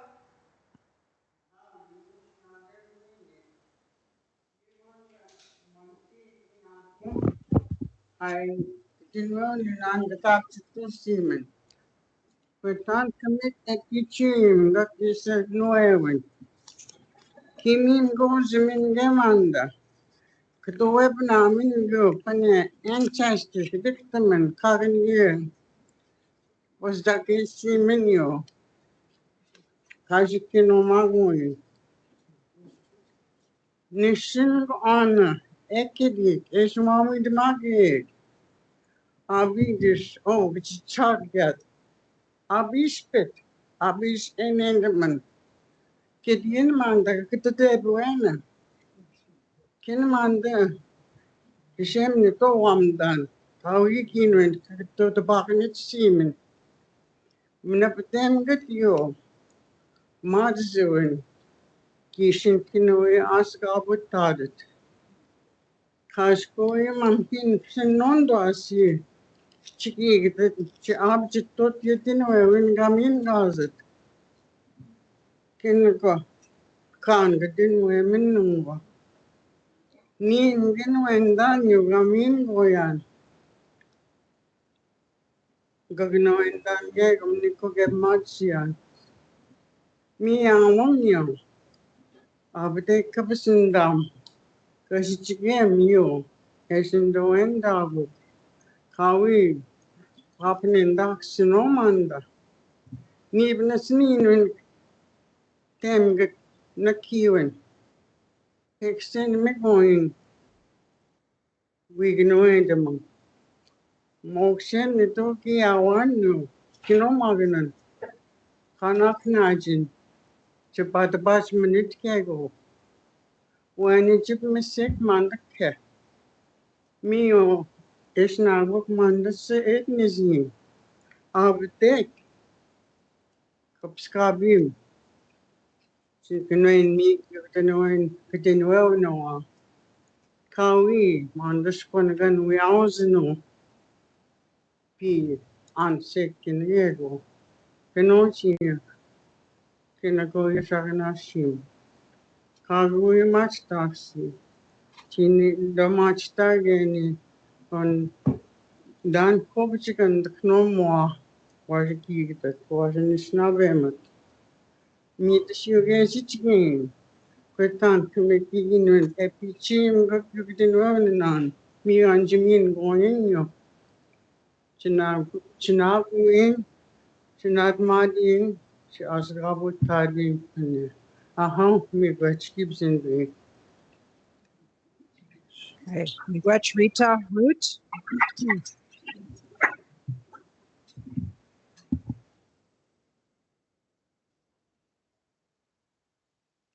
I was just going to ask if you wanted me to attempt to interpret that. I will do my best. Rita has reminded us that we need to speak from what's been given to us inside, that spirit.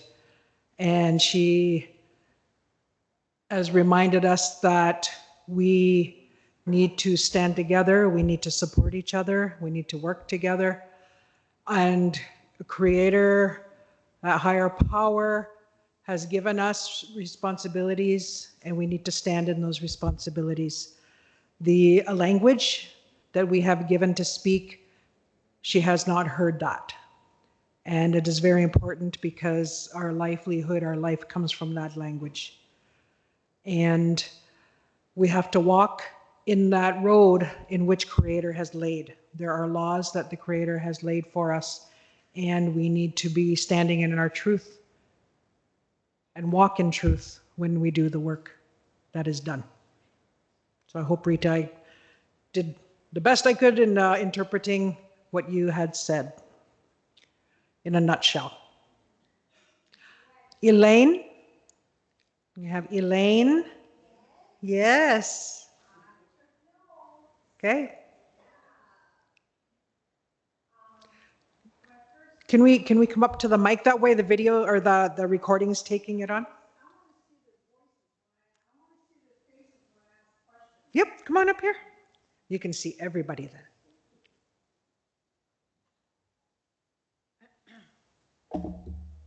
Ani Nishnakese Megazikwe. just My name's English name's Elaine Cameron Howell, Arkansas.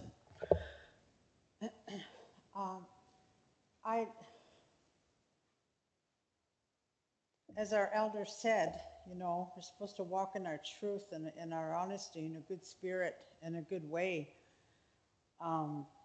That's not always easy, especially when it comes to when you sit in the seat of politics. Dwayne Nashqua.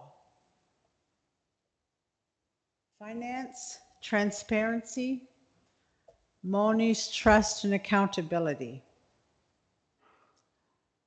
What is your vision you have for our community on that? Miigwech for that question. You know, I think we talk a lot about revenues coming in, and there's millions of dollars that flow through the nation every year. You know, I've sat on the Finance and Audit Committee, and even, you know, in that environment there, it still can be very difficult to understand what's going on, where the money's going, where it's, what it's being, and I sit in a privileged position there very often. And some of those challenges have been because there have been changes in administrative leadership, you know, those sorts of things. But we have to make that process easy for people to understand. You know, we have to, you know, understand why we spend $2 or $3 million a year on lawyers. What are we working on there? As you know, there could be very good reasons for that, but I don't understand them, and I sit there on that audit committee. Okay. So you can't understand it, so how are we supposed to understand that's, yeah, I agree. Like we have to, the information has to come in its full form, and it has to be presented in a way that's fair and easily understood by people, not in complex audit documents that are 20 or 30 pages long. We pay these people a lot of money to create these audits, but it comes in a way that's almost unreadable even for people who are experts in this stuff. So, you know, there are ways to do that, and we can, you know, I think by shining a light on everything, on these processes, having more transparency and accountability, that, you know, and getting it out there, you know, that's how, you know, sunlight is a great disinfectant, right? It's a great way to help people understand what's going on. And so, you know, that's where it starts. So for me, you know, if I'm elected, that's what I'm going to start with is, okay, how does the world work here from a financial perspective? That's what you were asking me about, was finances. That's where I want to start, you know, is let's see where the money's coming. We get, I'll stop in a minute because I know we're under some time pressure, but the OSR, or own source revenue, people have talked about today, totals like already that we have coming in is between $6 and $8 million a year. That's unencumbered money. And it's, you know, can we make better choices? I don't know. I'm just saying right now it's awfully complicated to understand that. That's one of the things that I think you want to solve a housing problem or a drug crisis problem or any other problems with money, and that's a major tool. Then we have to understand: are we spending it well right now, and can we make decisions that allocate these resources where they really need to go instead of where they're maybe going now and not being used all that well. Yeah. Go ahead. Anthony Owl. Who's your mentor and why? I'm actually lucky enough to have a lot of mentors in my life growing up. Currently, can you hear me? I'm actually lucky enough that I've had a lot of mentors growing up within Saugeen. My current mentor right now is Priscilla George. I know her as an Ngakwe. She has helped me a lot the last 5 years with work with KMH and FESA. So I've been doing workshops with youth and within Indigenous governments. So I have a lot of great mentors. Thank you. Kevin Root. How are you going to be accountable to the committee members? I don't understand how I'd be a counsel to committee members. Oh, accountable to count. Okay. How are you going to be accountable to the? Nope. I'm here. I'm going to be totally transparent with everybody. If I don't understand something, I'm going to research it and try and figure it out. Not just with the council, but with the community. If they've got a question or something, I'm going to be there. I'm tired of the way things are right now. Nothing's really working out. And all I got to really talk about was the policing thing. Well, there's other alternatives that should be looked into, not just these feasibility studies and stuff. I started policing back in 1986 when we were still with the OPP. It was the First Nations policing, it was called. And that was because if the First Nations didn't have money to fund their own police services, the OPP would fund them and have regular police officers there. There was 4 of us, and it was called Saugeen Police back then. And I don't know if that was ever looked into, but that's something that needs to be done here. Like, we can't be waiting around a couple of years or whatever it's going to take to get the police here. Yeah, okay, we've tried the security thing, didn't work out. Didn't work at all. It was actually a waste of money. I spoke to some of the security people when all this stuff was going on, and I told them what they could be doing, because I actually have a background in drug investigation when I was a police officer, and that never happened. We never had any warrants out here. It's worse out here now than it ever has been. In my neighborhood, myself, I've actually saved 3 people's lives with naloxone. So I'm a little tired of that. And I've experienced the other part of it where relatives or friends have died because of this stuff. No, I'll be accountable to everybody. I'm tired of the way things are right now.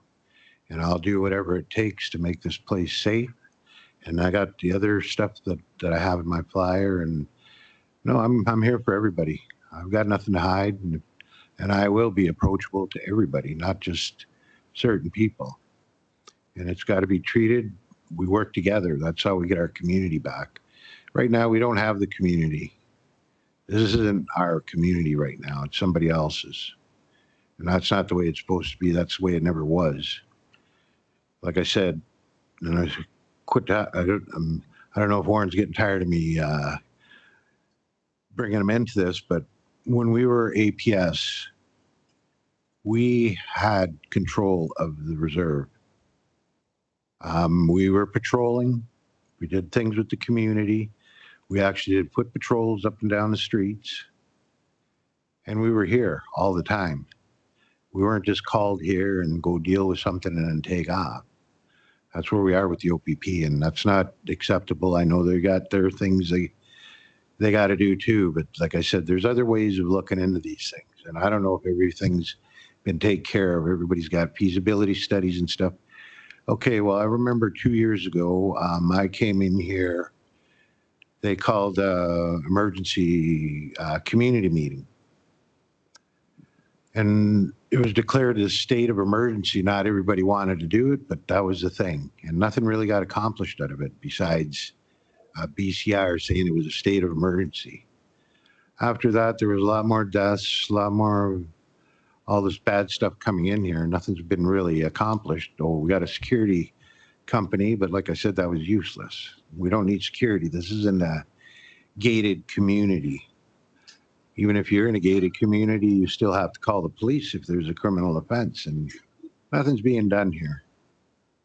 And that's my big thing. Like I've got a lot of other things that I wanted to bring up, but I only had 5 minutes to speak. But to me, that's the biggest one. I'm tired of the way Saugene's turned out to be. This isn't Saugene anymore. It's not the community that I remember even going back 10 years ago. It's not. We've lost a lot here, and it continues. And myself, I do call the police. I get no response. Well, actually, a couple of weeks ago, I got put on hold when I called 911. And then and it took another while to get, so I'm tired of that too. Can I interrupt you for a minute? Yes. My husband, he was police chief, or no, he was a police in Arizona, Navajo country. Then he came back to Rocky Boy. He became the chief of police. You know, so I know all that entails with that job, you know, when it comes to working with the community. Mm-hmm. I myself recently have experienced racism with the OPP against our people 2 weeks ago. Yeah, that's why we need it. I don't believe that it's still going on. No, it goes on. You hear it on the news. On our land. Yeah. Well, right now, this is all we've got. Is the OPP. But when it comes to policing, I don't know about others, but I can only say for myself is that our history and the security issues on the reserve, very questionable about those ones that come in because of the past abuses that they have done against our people. Mm-hmm. Yeah, well, they're not culturally sensitive to the needs of First Nations. I think they're starting to train them to be able to deal with everybody. But you hear about it in the news every day where something's gone wrong. Maybe not here, but in the city or wherever. Okay, sorry, I understand that this is a very important question.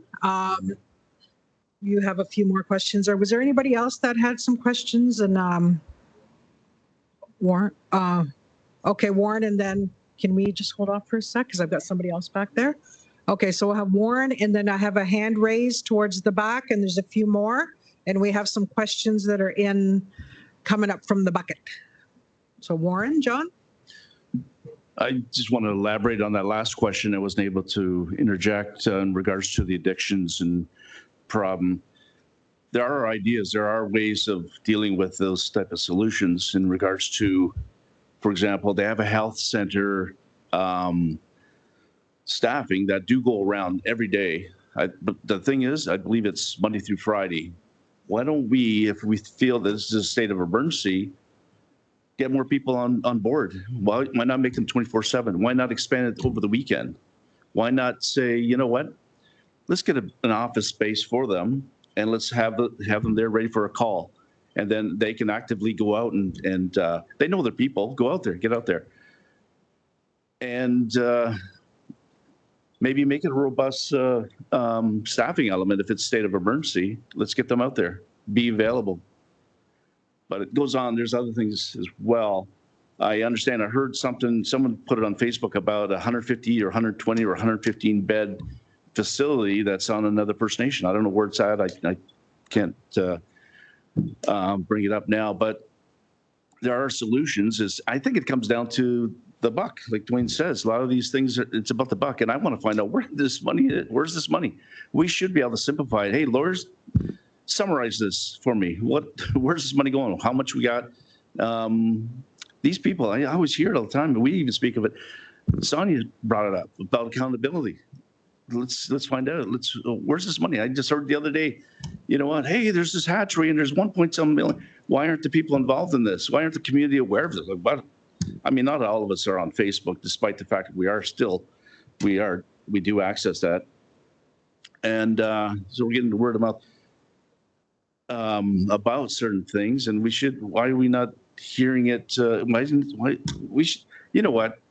Christian Island has a big board, a digital board on the main entrance area, and they put stuff on there. Like, I don't know, maybe we're scared to highlight it and put it out to the Shakanash, people, but I think the communication is a big element. And I think we need to, when we make decisions, and I don't know the policy about anything, I was told anything above $1 million, we should be including the community to be involved in that decision. But yeah, strategically, we have solutions. In fact, I was talking to the health director recently about a community hub that we put in place in Christian Island.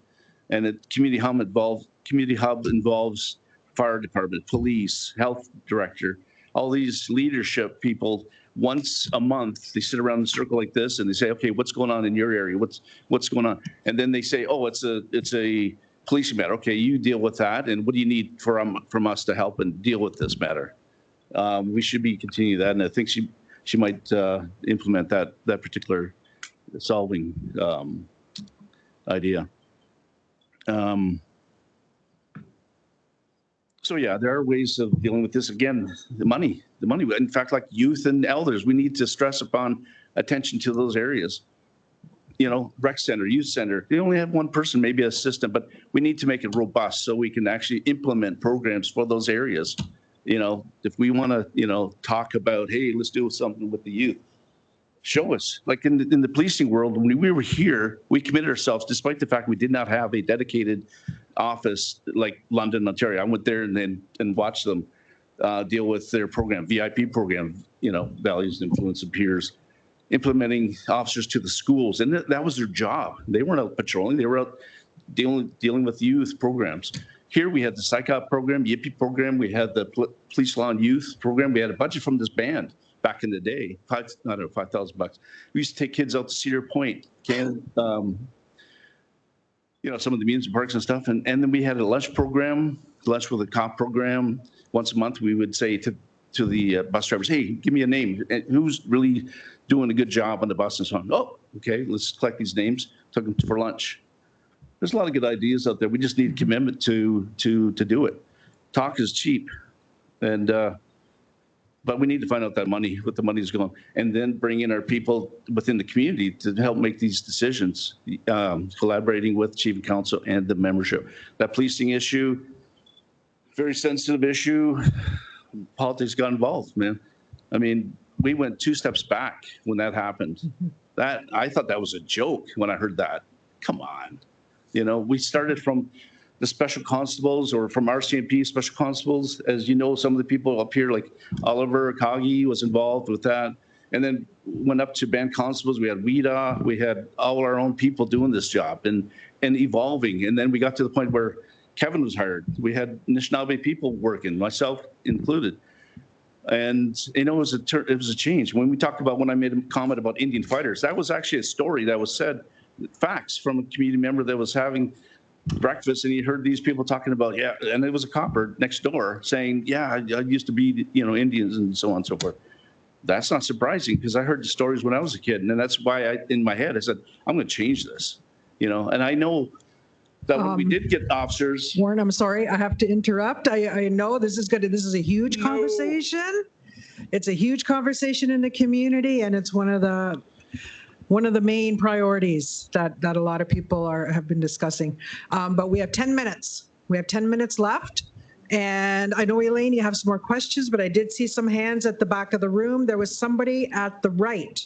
Kim? Okay, I have Kim George, and then we'll go Stacy, John after Kim. And if we have time, we'll come back to you. Okay? Okay. And I do have a couple of questions on paper here, so we're going to try and put all this into this 10 minutes.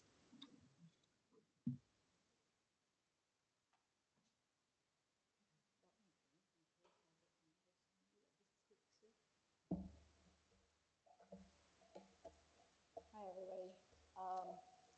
I have a few questions, and I want to just, I don't really need an answer right now for some of them.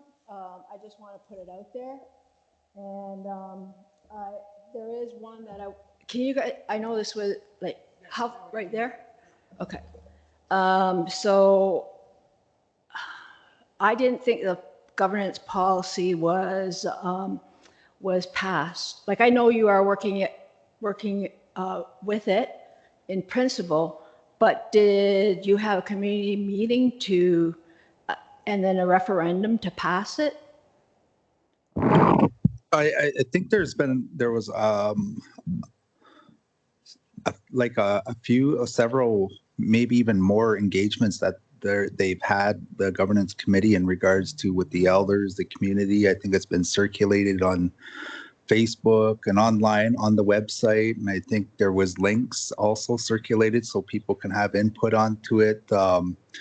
And it was accepted as a policy, not a law, but a policy. A law requires a referendum, everybody's vote on that, but a policy. And if you don't have a policy in place, then you're going to have chief and council having a free-for-all and getting away with certain things, because under the Indian Act, you can only penalize a chief or a councillor when they've been convicted of a criminal offense if they miss 3 meetings or the minister removes that individual. That's the only way. Basically, anything else is a free-for-all. The policy, if you have employees and they're expected to adhere to a certain standard, that doesn't give chief and council a free whim of micromanaging or going after employees or each other. And it's more of a structure or an order or a mechanism. If you don't have a mechanism in place, then it's basically like a free-for-all. And I think it was accepted at council in July, and something that's been engaged. And I think there was a 1-month comment period for members if they wanted to have further comment into it. And it's not a law; it's a policy to help a bit of a mechanism to hold chief and council accountable. Because if we don't have that, then it becomes a free-for-all for anybody to do anything. That's why there's certain things that happen, chaos sometimes at the council table. Policy, can I just elaborate just a... We've got 5 minutes, Okay. and we got a couple of other questions that are coming up, and I got 2 more sitting here. Okay. So we got to make it quick. Okay. This is a very passionate part, because a lot of our ceremonies, if you go to a Sundance, if you go to a rain dance, there's all kinds of policy and governance in there already. It's just not written down like how we written down on paper. But if you go there, there's a structure, there's an order, there's a pecking order, and everything is governed that way. Our people used to know how to do those things. We didn't need to have a law per se or a policy written on paper, but our people knew how to govern. And it's already ingrained in our big houses, the Medewan Lodge, the Sundance Lodge, the Rain Dance Lodge.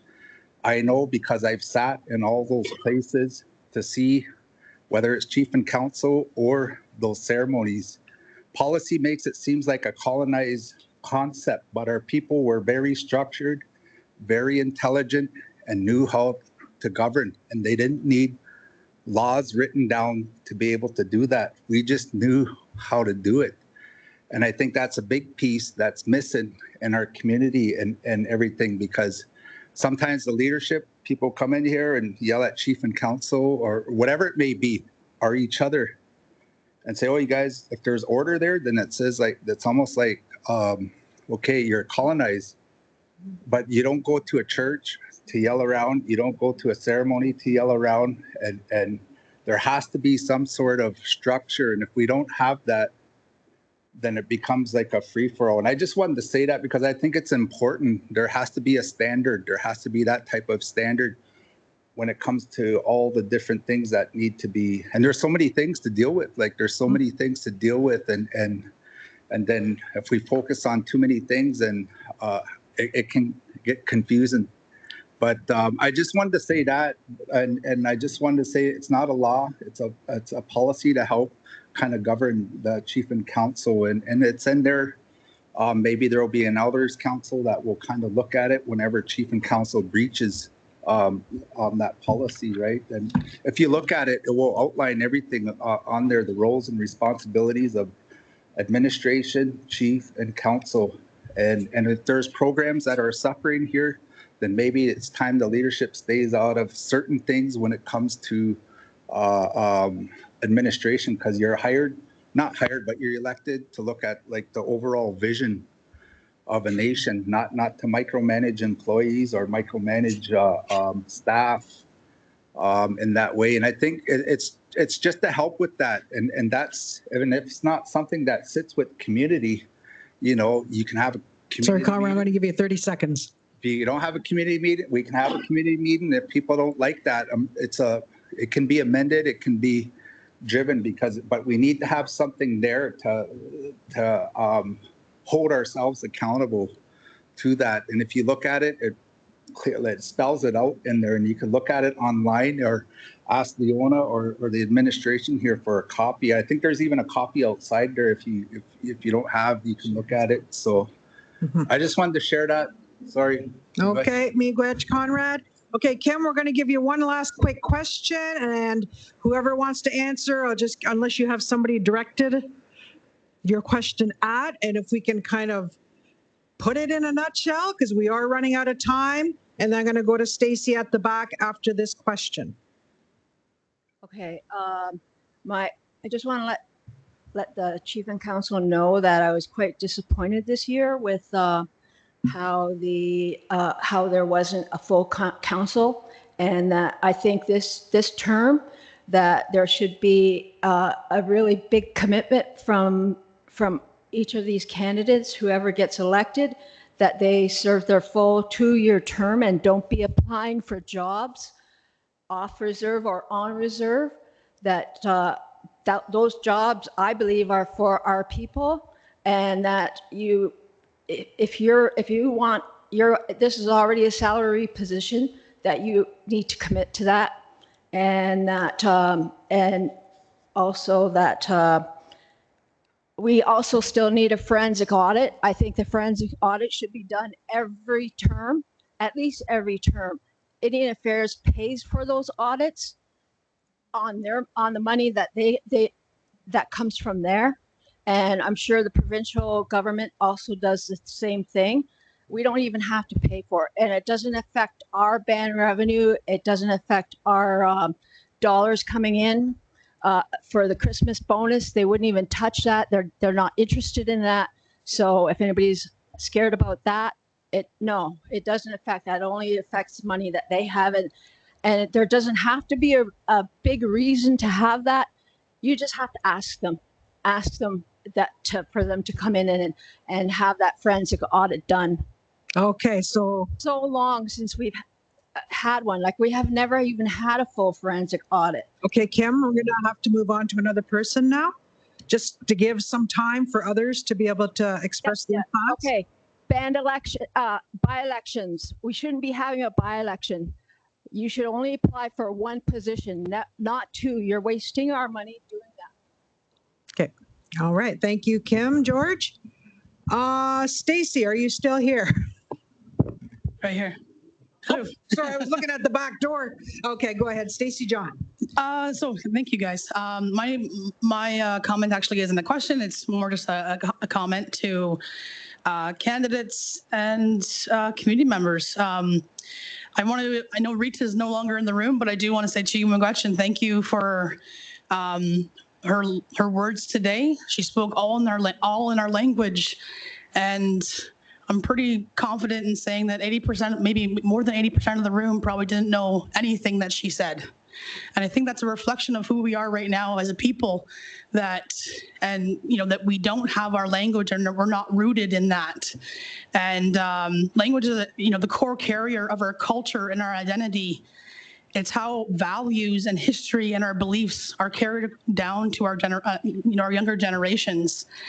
And I'd like to see leadership committed to making sure that language is a priority and bringing back our language, because I know it's dying in Saugeen. We probably only have about 30 or so fluent speakers, but we need to harness that and ensure that, you know, the young people in the, you know, coming up, whether you're in daycare and school, even implementing it at the table. Why can't we have language, you know, lessons here at the table? You know, you commit to learning that language so that one day our leadership are not sitting here speaking English, they're speaking Ojibwe. Because what separates us from, what is us as a nation separates us from Saugeen Shores if we're all speaking English? Just what, we're a little browner? No, that's that, you know, we can't, like, if we don't have our language, we don't have anything. So, I mean, I've been always a firm believer that, and the thing is, even myself have to work at that, you know, but, you know, I think that we can, the leadership should lead by example and implement more language classes, more language teachers, implement language speaking at this table, not just introductions saying Ani, Bonjour, Stacy Dujnikos. You need to start speaking your language in we need to implement sentences and dialogue. You don't have ceremonies without language, and we don't have a people without our language. That's how we're rooted. That's the language the Creator gave us, and we need to make sure that it doesn't die. Miigwech, now. Okay, Miigwech. Stacy? Okay, so we're coming to the end. I'm not going to open up to any more questions. I do have two here that I'm going to relay on behalf of whoever put them in the little bin back there. And this is just going to be very short, okay? The one question is, I'd like to know what Saugeen has to do to make bylaws and how to enforce them. Is there somebody that would like to answer that? You can raise your hand. Warren? So the bylaws are obviously implemented by way of Chief and Council pursuing a BCR. Now, again, as I stated before, keep it simple. Why do we have to reinvent the wheel? There's a lot of bylaws out there that have already been accepted through the government and passed and accepted to be put in place as law. And it goes down to dog bylaws for that matter. Undesirable, you name it.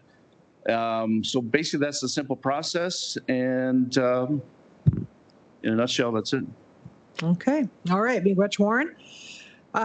Second question that I have here is, what would you do differently to make sure community is kept informed and up to date on what's going on? Who would like to? Okay, Doran. Oh, can you hear me? Oh, yes. So what I've heard today, I just want to point to everyone. I've heard some tremendous dialogue. I've heard direction from our community members.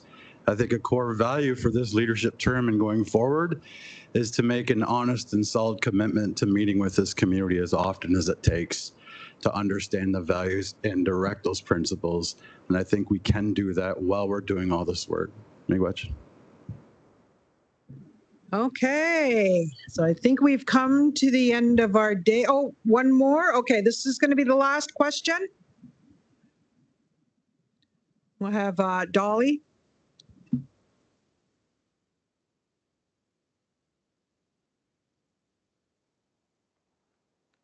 My question is about the beach claim. I know it's still in process. I know there's big talk about money after all of this. Every band member should be entitled to some sort of compensation. It shouldn't be withheld from the community. Where do you think this money should go after we receive it? There's somebody that would like to speak to that, Lester? Yeah, the money piece is something that we still have to negotiate. Yeah. And we've had a discussion about sovereign wealth and sharing of revenues for people. And I think the easiest way to do that is with the interest distribution at Christmas time. So yes, we've been talking about that, and we have to come up with a way that's fair and equitable. But as it stands, we're still in well, we'll obviously probably have to go to court, take the federal government to court for the compensation piece on the return of the north end of the beach. But yes, we've had that discussion, we've had that conversation over and over again because of people, their income, to supplement their incomes. So it's also been said not to give all the money away and spend it because we'll just be in the same place we were when we started. So that has to be done methodically so that people all share equally in it. But yes, we're working on it. But when we are looking at a shared equity for community members.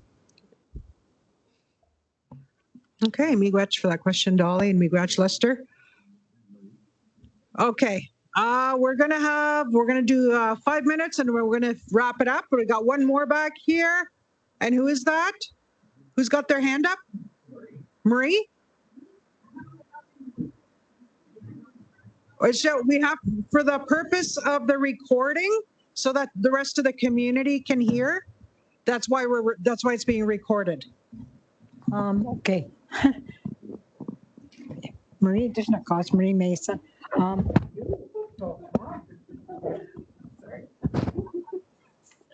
Sorry about that.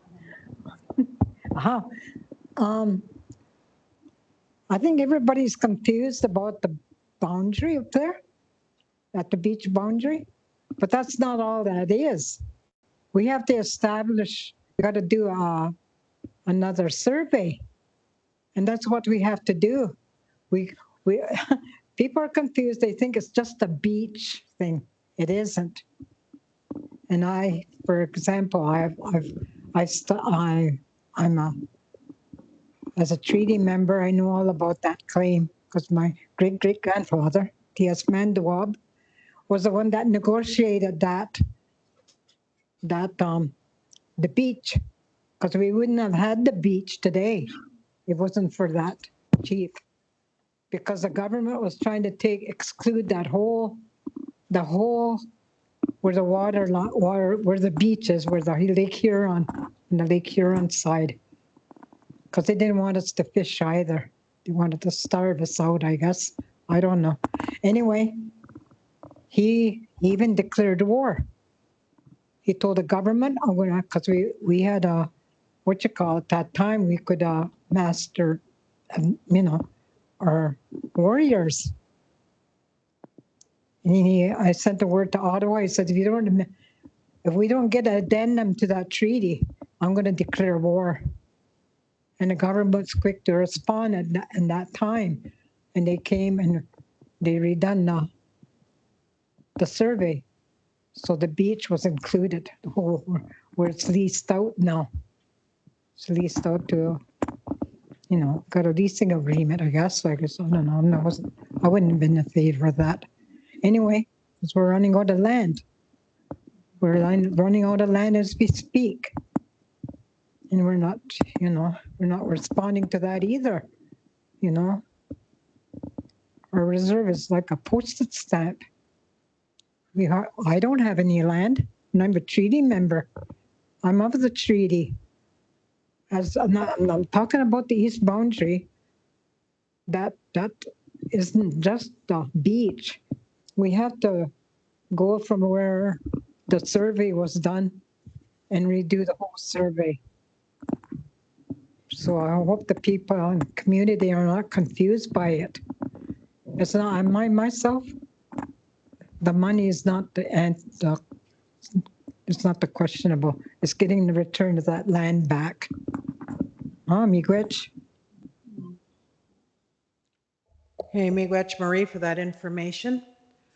Okay, So we had a good day today, I think. I think we had a lot of information, a lot of concerns that are very common about a lot of things, and some information that was shared from community members.